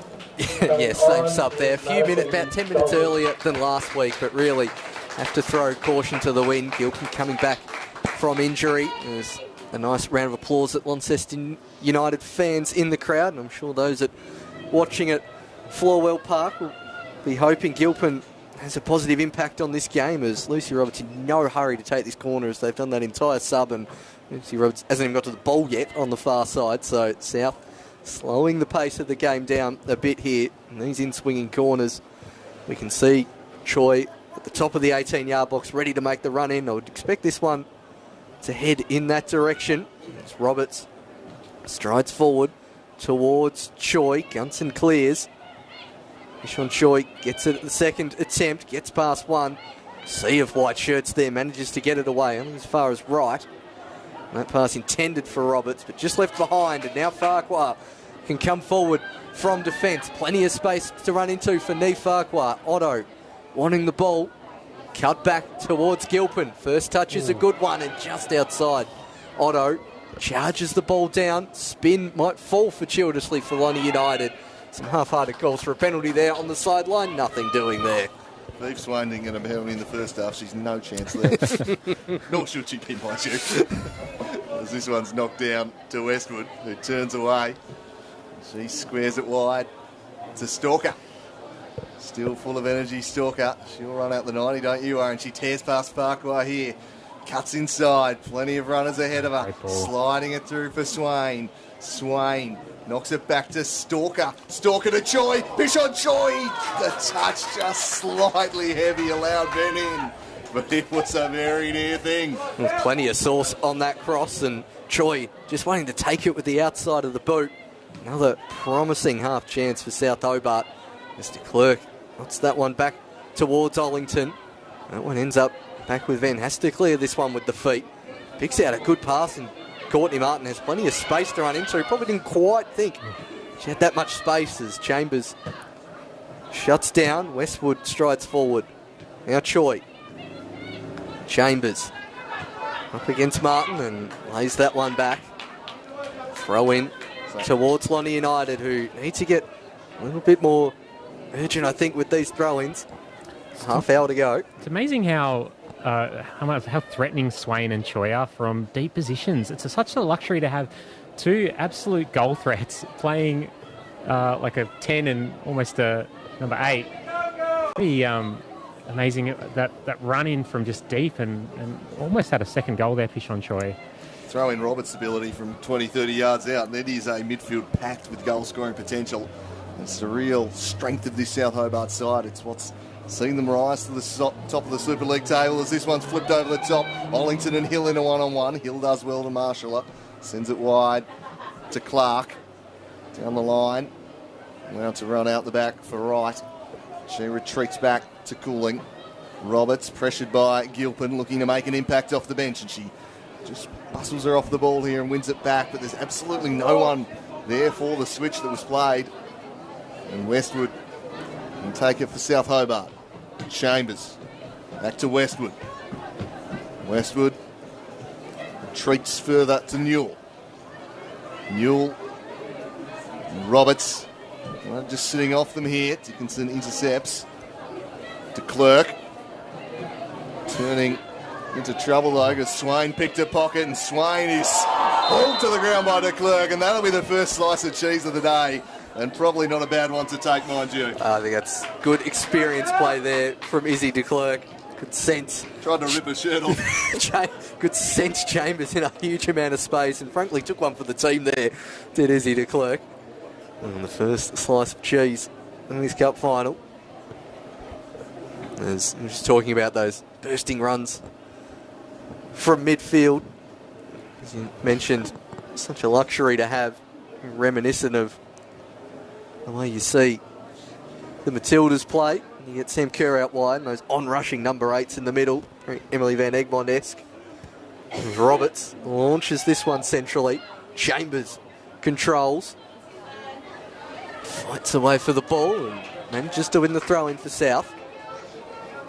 Doesn't look like a great deal of movement on the South bench. They're pretty content with how this is going so far, as Roberts turns and wanted a teammate centrally, didn't have one.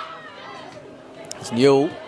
Otto leaves that one forward, but Otto was the furthest forward, and a loose touch there from right could send in Lonnie United. They got 4 players forward here and managed to find pretty much the only South Hobart defender in 30 metres there, which was Jess Newell. And now South can just put their foot on the ball and play this second half at their tempo, at their pace. Yeah, it's one of those things when you play on the break with pace. Gunton winning a good ball there, but you have to make good decisions, and playing the deeper ball there just wasn't the percentage play. She had Losser running in, and maybe Gilpin as well, but tried to play the further ball across. It didn't work out for them, and they're just not getting enough of the ball to make mistakes. Clerk has a smash from range, but no threat there to Jenna Farrow, who calmly collects. Tick towards 65 minutes here, midway point of the second half, and this cup final well within South Hobart's keeping at the moment. No, in the curtain raiser for this one, the 17s, it was a similar situation with the 2-0 lead. South seemingly in complete control, and City bobbed up with a goal from a corner, and from then on things changed a little. So a goal can always change, as Chambers is in acres of space on the left. They couldn't get it to her. United break up the play. Courtney Martin just works it down the line. Nobody there though except for Newell. She'll just stride across and have as long as she likes, just to take her time and find the feet of Lucy Roberts, who's been prominent in this half. Farquhar gets up and gets a crucial head as Stalker tried to sneak in behind. And Stalker has loved this little turn back inside. Does it again here to Ollington. First time ball back to Stalker. Chipped it towards Ollington. De Klerk breaking it up well. The former South Hobart player. Across to Martin. Now Dickinson. Chambers pressuring her. Did that stay in? No, it did not. Just out of play. Always fortunate when those decisions happen right in front of their commentary position here at KG5. And just interesting with Martin there. Laid it off to a teammate, presented, and then that option was shut down. No other options available for the passer there. Fortunate to win a throw-in on that occasion, but it's just been a little bit like that of late, as that one runs out for a South Hobart throw-in. I think anytime Martin is actually coming short to the ball like that, South Hobart will be so happy with that. They didn't have anyone making the run in behind her, and they had enough ball pressure to avert that attack, as they do there with just an unlucky touch from Otto. Good pressure up forward again. Yeah, with Gilpin sliding into midfield, she's kind of taken a more advanced position in the attack here, Otto, and a little bit lively, but still, I feel like that second goal really knocked a bit of the wind out of their sails, as this one's nodded down. Martin, second to it, as Newell puts it behind, and here's a corner, and they always pose a threat from set pieces. Could this be the avenue back into the game for United? Force up, across to take, that wicked left boot. See if they can find Danny Gunson, who will certainly be a likely target. It's in near post. Oh, Roberts worked it back goal, blocked by Choi. It's a chance for Hill back in. Stopped it for placement rather than power, the defender, and then goes for the spectacular volley, but it floats over the top. And a few heart palpitations caused by Lucy Roberts' missed clearance there. It was very nearly disastrous, but they survive, and it remains 2-0. Especially as I think Jenna Farrow had that one more than covered behind Roberts. Come out confidently from these set pieces to claim when needed so far in this game is Jenna Farrow. Probably had that one covered as the goal kick goes short. Surprised Lonnie United not pushing further forward to try and get the ball very high up in their half from these goal kicks. Really need to start throwing caution to the wind with 20 minutes and change left as Dickinson finds Martin. Otto down the line. As Cooling for company to Zaddy Otto. Cooling gets a toe in, and then Otto with a loose touch, and that one out for a South Hobart throw. And if I'm Lonnie United, I'm really trying to pen South Hobart in. Awesome to commit a mistake, such as that one, as de Klerk gets it in first time. Right with the clearance, Westwood fires it into Otto. And Otto turns around one. Just Cooling, sliding in. A little bit of miscommunication again, and Farrow sees it out for a throw. This is more what Lonnie United need to do. Pen South Hobart back, keep this pressure high, and hope to get that first goal. They really need to get back into this one. You can't score if you don't have the ball, and they're just seeing a little bit more of it now. And again, that pressure, another big throw. Heaved in by Dickinson. Dangerous. De Klerk! Just over the top. They are starting to get back into this one, United. The first real sustained spell of pressure they've had for a while. Just over the bar from Izzy de Klerk. If they can get one, that might just invite the doubts in. It's just United, the holders in this competition.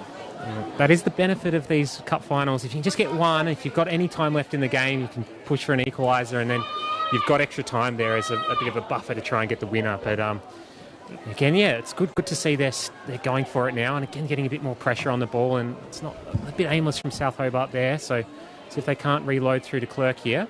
She carries it through the middle, trying to spring Courtney Martin, but across was Newell. Positioning outstanding. Choi wins a scrap in middle, but it fell for Lawser. Now Courtney Martin goes the long way around. And put behind again by Westwood. Another corner and another chance. Yeah, this is much better from Lonnie United. Nick Rawlinson getting to his feet, beginning to urge his charges on a bit more than we've seen before. Really imploring them to keep that press high. And we've seen them now pushing more numbers up for these corners. Just the captain and Nicola Clark back at halfway. We'll see what they can do from this corner. Otto on the keeper. Could be going short, instead goes towards the near post. Well cleared from Choi. Now Dickinson back towards Hill. Tries to get it back out to Lawser. And Westwood using the slope of KG5 down in that corner to see it out for a throw. Chambers has Ollington onside. Goes in that direction. It's actually also on that occasion, not Ollington on that occasion. Stalker the furthest forward from that set piece. Westwood hits that one nearly into the grandstand.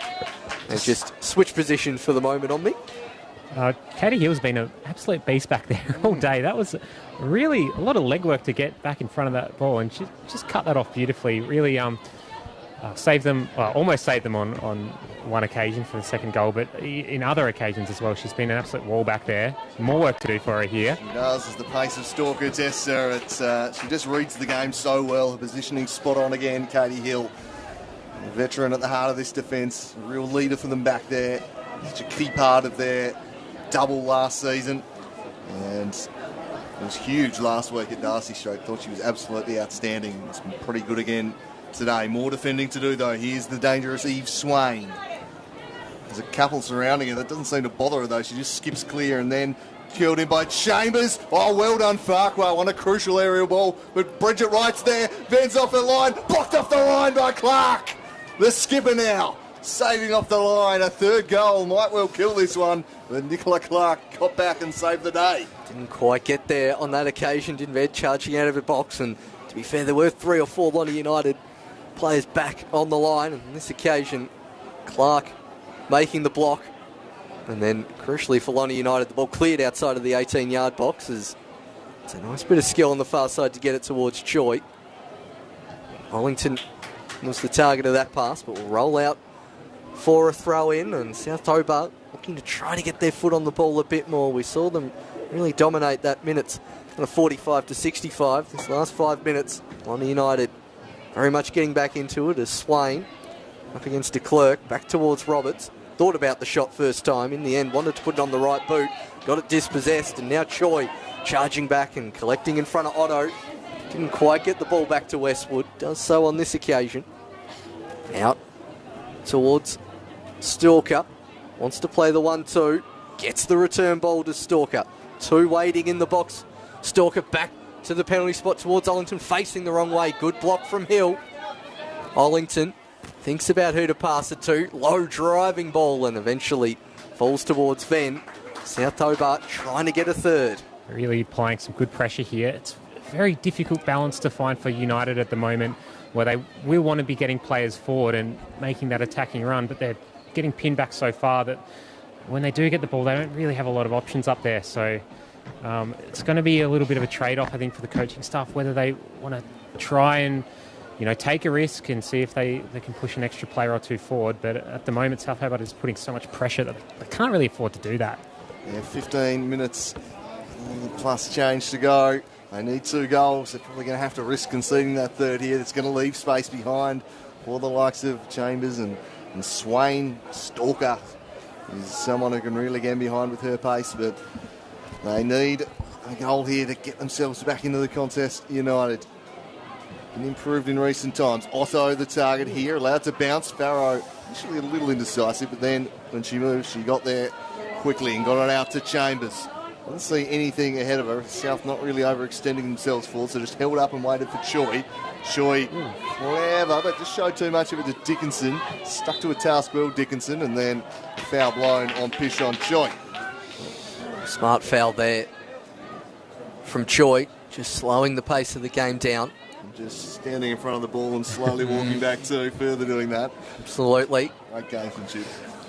There's Hill. There's a few more shirts than normal to aim for, and lobs a nice ball towards de Klerk. Turning on it, Westwood with the big heave-ho, and Dickinson can only see that one out for a throw-in. Still good energy here from South Hobart. They look for a third as Westwood towards Choi. Good challenge coming in there from Gilpin. Turning away.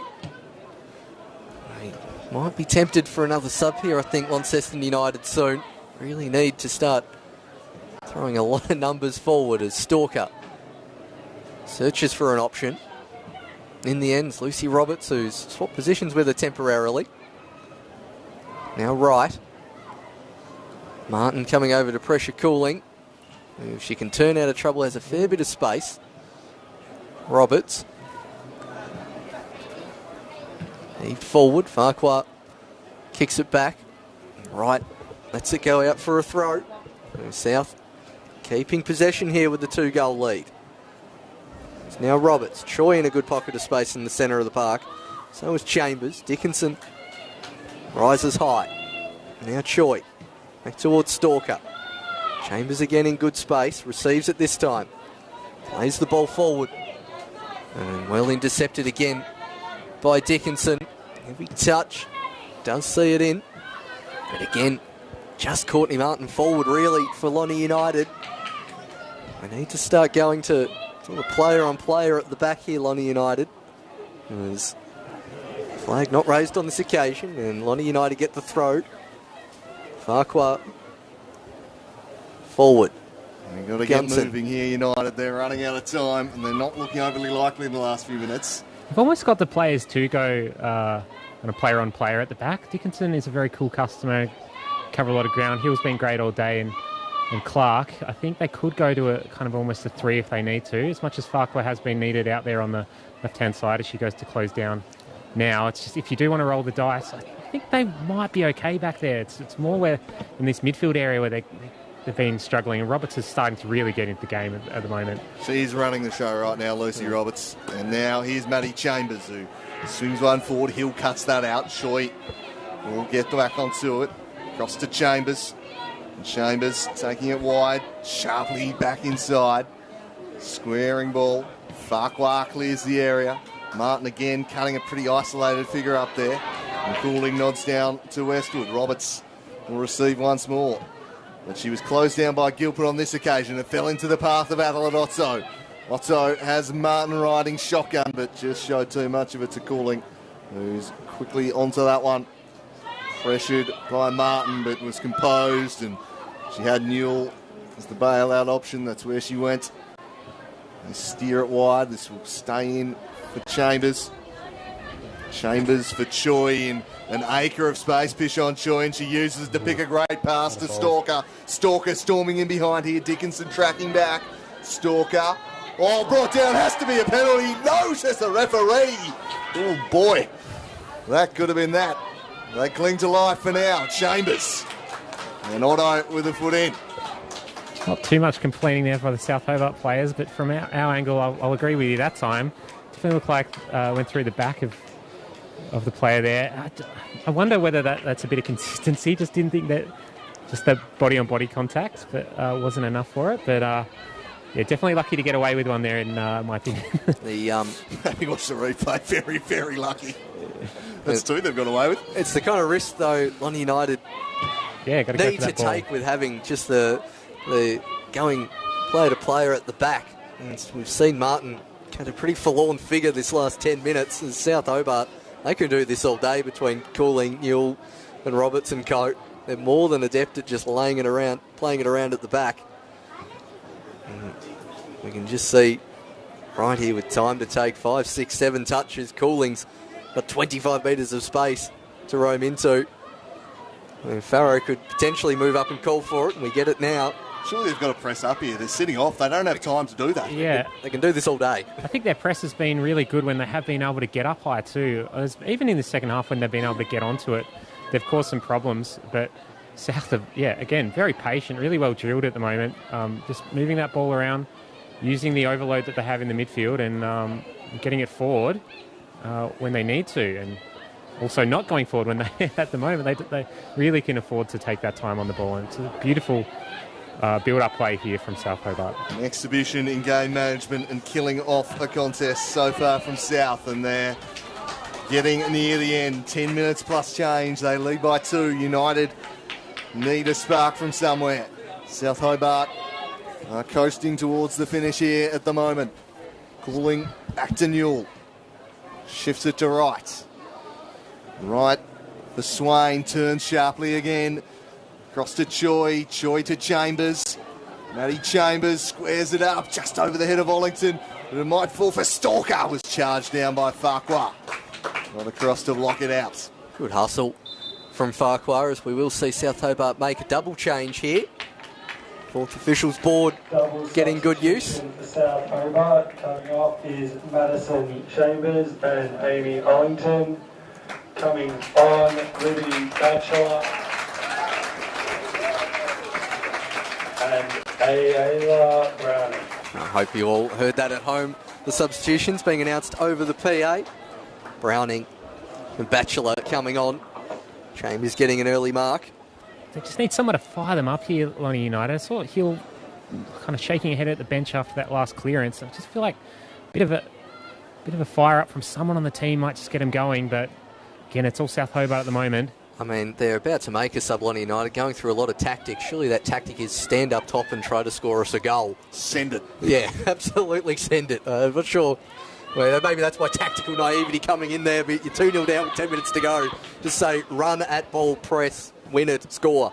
As Choi collects this one. Roberts. It's Dickinson, who's got the bright wheels of Batchelor to deal with and is forced to kick that one into touch. Time is running out as it looks like Ava Farquhar is set to be introduced here for United. See if she can make a late impact. South, no rush here, but if they could find a third goal, that would surely be that. Lucy Roberts, probably been the best player on the park in this second half. She's just controlled things, kept it simple, and hold the ball around nicely in midfield. A model of composure on the ball. Stalker. South maintaining possession here, and Stalker tearing off and threading it through. It's a good ball for Swain. Swain crossing in near post at Venn, and that might be a corner. It will be. Saved that one out of bounds. Did Venn? Yeah, just trying to shut down the near post and just carried it over the line in the end as Farquhar set to be introduced. The United Lucy Roberts will just meander over here as slowly as you like. And why not with a 2-goal lead in the final 10 minutes of a cup final? Yeah, it's going to be hard now for United. I think just with the game management and the game position they're in, it's going to be dire, but we can see what happens. You've seen stranger things in football, that's for sure. One could bring 2. But they need that first one. They've got to survive this one first, though. Pish on. Choi lurking. Falls to Newell. Stalker. Her shot was blocked. She'll go again. Stalker sent to the deck. Another penalty turned aside. That one perhaps fairly so. As this one dealt with by Otto. And Gilpin plays it off of Westwood. And I think after the first 2 were blown, there was no way in hell that one was going to be called, and probably the right decision. Farquhar will come on and will replace Otto. She's got 7 minutes in stoppage time to try and spark them. Farquhar coming on, and looks like a really like-for-like substitution going forward. Maybe Martin pushing slightly further forward as Farquhar showing good urgency and calling for the ball. Now Choi. Stalker. Cutting inside. Still going is Stalker. Out towards Batchelor. Gets the return ball. Does Stalker. Keeps it in. I mean, can really afford to go to the corner flag if she really wants to. Stalker in the end. Turns and turns around Hill, who eventually whacks it clear. So we've got a few minutes left here, and South Hobart have had most of the possession the last 20 minutes, and really Lonnie United struggling to get out of their own defensive third, as that's a lovely turn, but well intercepted from the new player on the field in Farquhar, but Choi just sitting deep, collecting that one as Roberts comes forward. Plenty of time to lay it out towards right. Sends Gunson on her heels, gets around one. Farquhar, this isn't on this occasion, right towards the D. Gilpin clears only as far as Stalker. Now Farquhar. And eventually that's out off the South Hobart boot, but it allows Lonnie United the opportunity to get some players forward, and really we need a couple more in that attacking area, as it looks like South Hobart are going to make another sub. Yeah, they're not getting on the ball that much at the moment. When they do in that situation, they've really got nothing to kick to up forward. So at least in this situation, they can set up their midfield a little bit higher, but they're really getting pinned back at the moment. Some really excellent possession play by South Hobart. Substitution for Booth South and Hobart. Navarpur have come on. The 2 that are replaced have gone off on the far side. Eve Swain, one of them, and I think Bridget Wright, the other. So a centre back for a right back, maybe just solidifying things at the back there. Can United strike late? Westwood cuts that out and rolls it across to Batchelor. There's space in front of her, but she's robbed of it by de Klerk.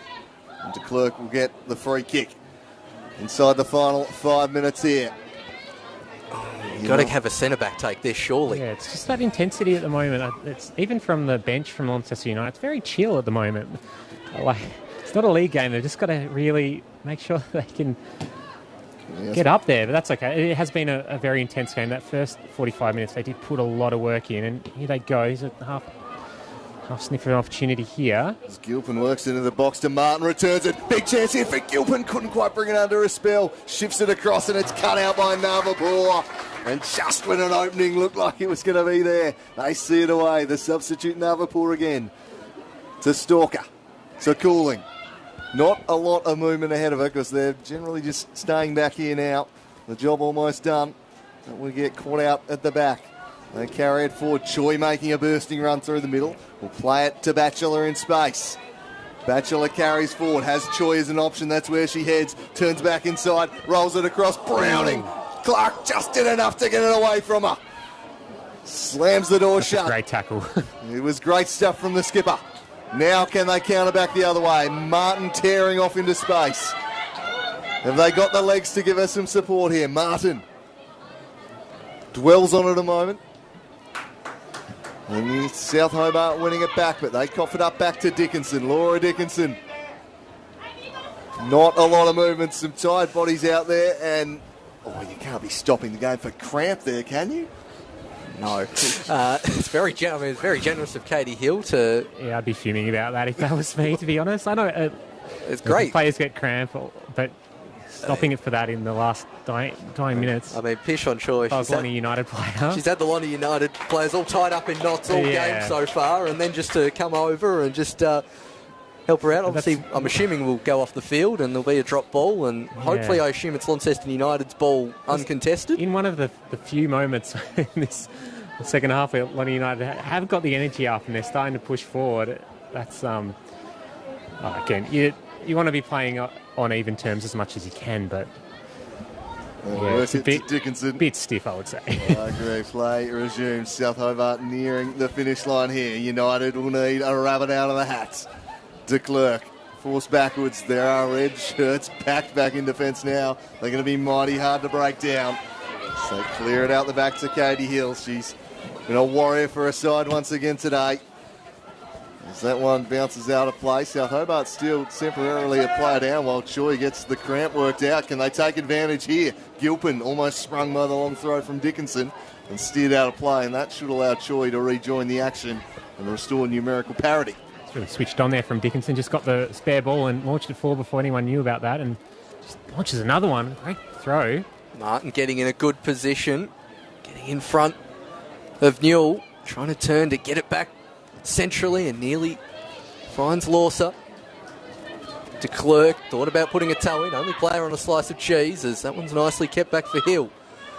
Battling away is De Klerk. Coming forward, Martin's in a good pocket of space, goes towards Gilpin, out towards the far side, and Jenna Farrow going to try and keep this one in to waste a little bit more time off the clock, as we should have the fourth officials board up soon, telling us how much stoppage time there will be, unless I've missed it.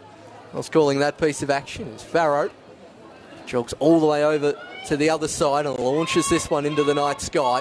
Choi underneath this one. Batchelor heads it on. Hill back heels it only as far as Choi and ends up on the deck and wins a free kick, and that will see South Hobart make their final substitution. Much better intensity from United now. I know there's only a couple of minutes to go there, so they have no other choice, but it does make you question where this was maybe 10 minutes ago, 15 minutes ago. It just seemed like they're going through the motions for a little while now, and now they're starting to really put South Hobart under pressure, see that desperation to see if they can't pull one back at the end of the game here. So the sub will be made. It will be Pishon Choi, replaced here by Izzy Kane, who sprinted, and then the coaching staff said, Pish, why are you running? Please walk and just halt it. That was a great comedy moment. And Pishon Choi walks off. And I think we'll be firmly in the reckoning for best on ground. She has been outstanding today, has Pishon Choi. There are 4 additional minutes, and that is all Launceston United have left, and they need 2 goals. South Hobart with the throw-in. They're very nearly there. Booth, the sub, bounces off her. Can they get something here in the dying embers? Farquhar heaves it towards Martin. Works it back. Farquhar broken up. Everybody back here for South. They won't be extending themselves too far forward now. Here's Gunson squaring it up. Squared it up to a South Hobart player. And they could break away here. They're charging off in attack once more through Stalker. Back into the middle for Gilpin. Broken up. Gilpin still going. Threads a good ball for Gunson. Navapour closes her down. And Cooling just prevents the corner. And then slices it out of there. It's a great ball too. And it's wide open space here in front of Stalker. She charges in. Big opportunity to kill it for Browning. Hill with another big challenge. She has been outstanding, Katie Hill. Another fantastic challenge there from Hill. Venn high into the night sky. South so close to their first women's statewide trophy of any kind, as that's a lovely bit of skill from Farquhar at the end. Tries to get it forward. Cleared by Cooling once again. Clark thought about going first time. Goes now. Martin beaten out by Newell. They're sent forward here. As Dickinson still aiming towards Martin. Lonnie United getting a few more white shirts. Westwood struggling to get back. Lonnie United forward now, out wide. And eventually, it's Batchelor coming all the way back. Roberts. Westwood's found herself forward. This time goes to Stalker. Up against Hill. Stalker with the step over. Thinks about going down the line and does on this occasion. Crosses it in. Maybe not quite necessary on this occasion.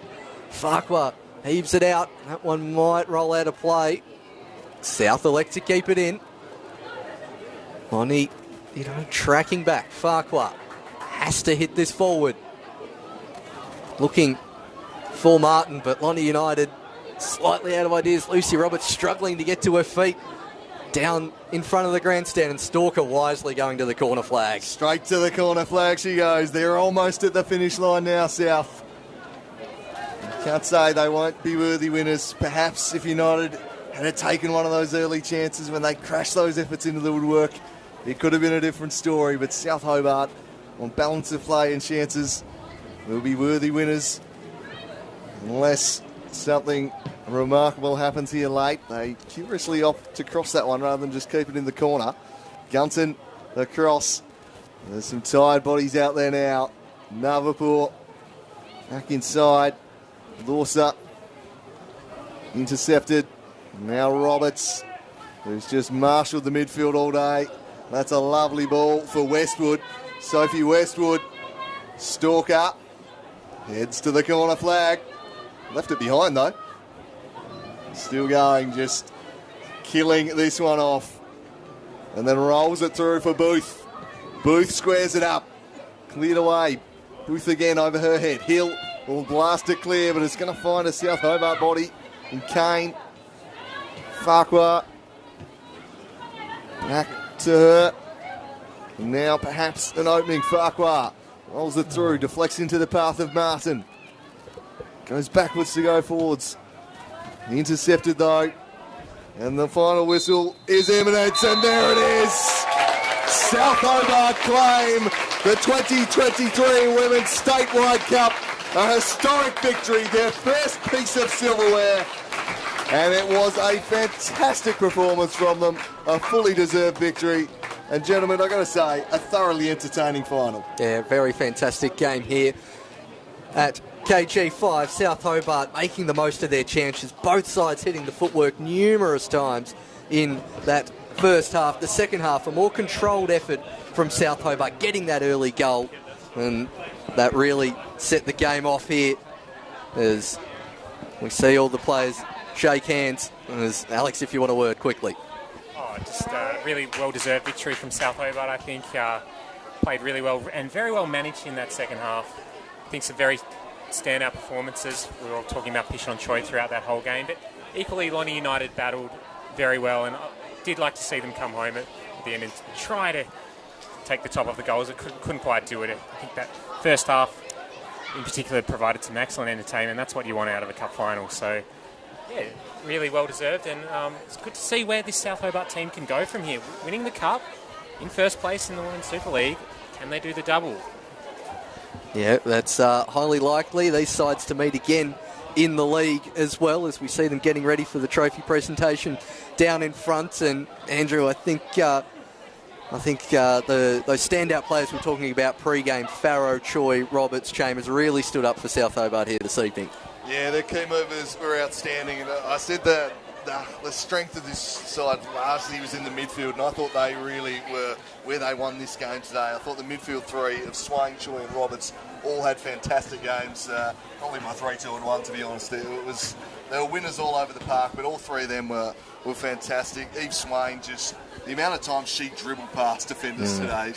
She had the ball on a string. Should have had a penalty in the first half, but just unplayable at times. Roberts quite in the first half doing more defensive work, and then when they just switched to possession football to kill it off in the second half, everything ran through her. She controlled the game, and what more can you say about Pishon Choi? Scored the key goal. She did it all. She covered every blade of this fake turf. No surprise she was cramping up at the end, because she put herself about the pitch. She got past defenders. She passed the ball well, and she scored a crucial goal. Yeah, I think I'd agree with you there on Choi and Swain as well. I thought that was a real breakout performance tonight from Eve Swain. We've seen plenty of glimpses over the course of this league season and last, but I thought tonight on the big stage really showed up. My only difference would be in terms of a vote, I've got to give one to Katie Hill. I thought she was fantastic at the back, particularly in a losing side. I think her and Clark worked fantastically as a duo, but I think this evening Katie Hill, with some of those challenges and reading of the play and negating players with the pace of Stalker, I thought was fantastic,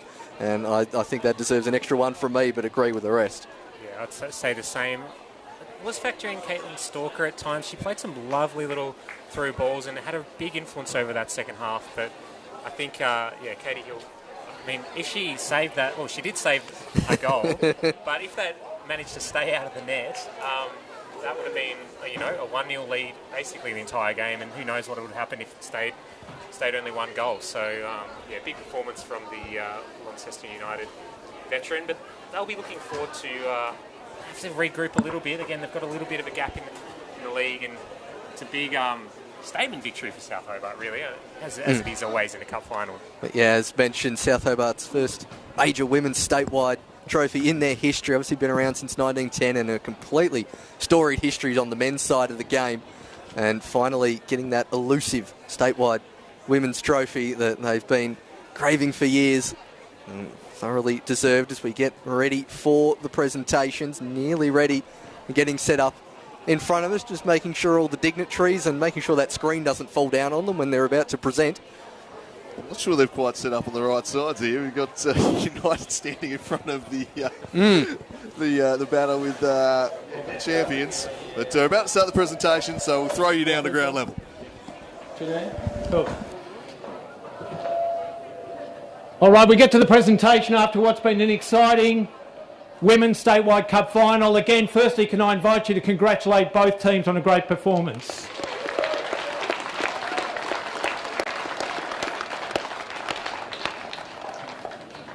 Joining me for the presentations are Bob Gordon, our Football Tasmania President, and Janine Healy, our Football Tasmania Vice President. Welcome them along as well, please. And we're going to go straight into the presentations. Firstly, let's acknowledge and thank our match officials, starting with Ellie Beeston. Can I invite you to come forward? Megan Goscombe, Isaac Moroney, and Alex Tween. Thank you to each of you.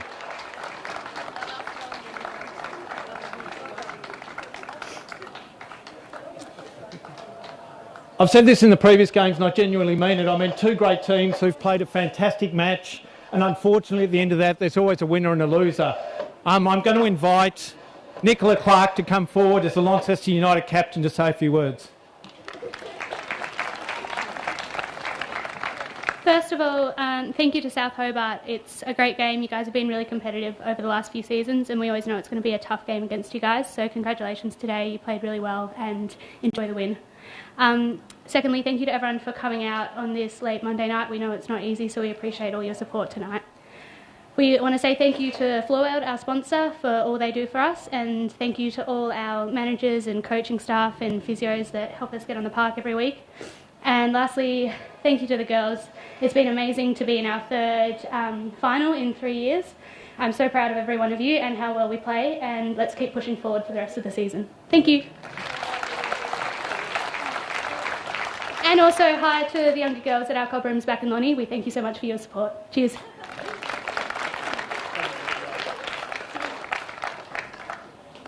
Well said, Nicola. Let's go to our player of the match. Super excited to announce the player of the match, and perhaps, Bob, you would like to present this award, or Janine. Thank you. It is Pishon Choi. Congratulations.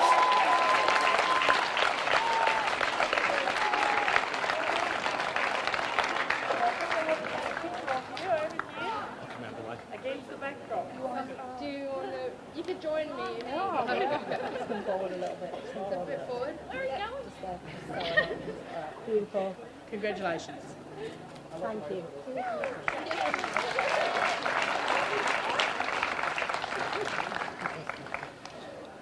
And let's invite forward Sophie Westwood, the South Hobart captain, to both receive her medal from Bob Gordon,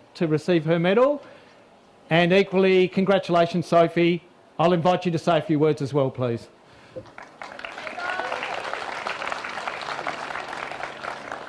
Just want to say thanks to everyone that's come out to watch today. We really appreciate the support, and thank you to Launceston for travelling. We know it's hard to play when you've had to travel on the same day, so massive effort from you guys, and obviously a really good fight from both teams, so really appreciate that. Thank you guys. I'd like to thank the coaches, Alistair, Craig, and all the staff that have been here to help and support. We really appreciate it. And obviously the girls, amazing, huge effort. So thanks so much, guys. You always put in 100% effort. And thanks to the match officials. Really appreciate your time. Thanks, guys. Sophie, would you like to... Sophie, I'll invite you to ask each of your players and your coaching staff to come forward and receive their medals from Bob as well. Okay, first up, Messi. Aaliyah. Ruby. Luce. Bridge. Amy. Jess. Bridie. Em. Caitlin. Pishon. Lils. Mad.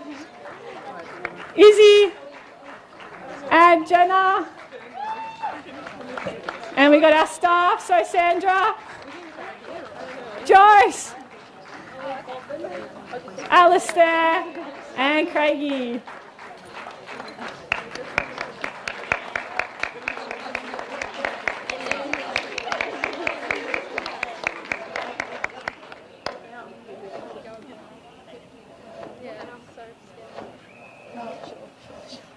And finally, the most exciting part, and I'm going to ask Janine or Bob to step forward just to present the winning trophy.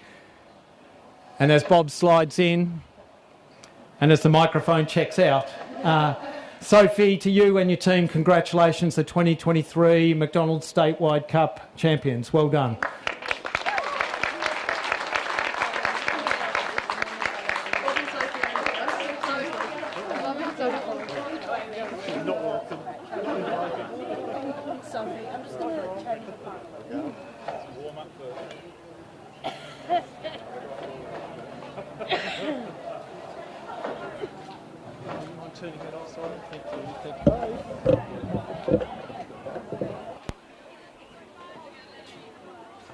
So I think we might have just lost our sound effects from the ground level, so we won't quite get the cheers, but they're about to hoist the cup here, South Hobart.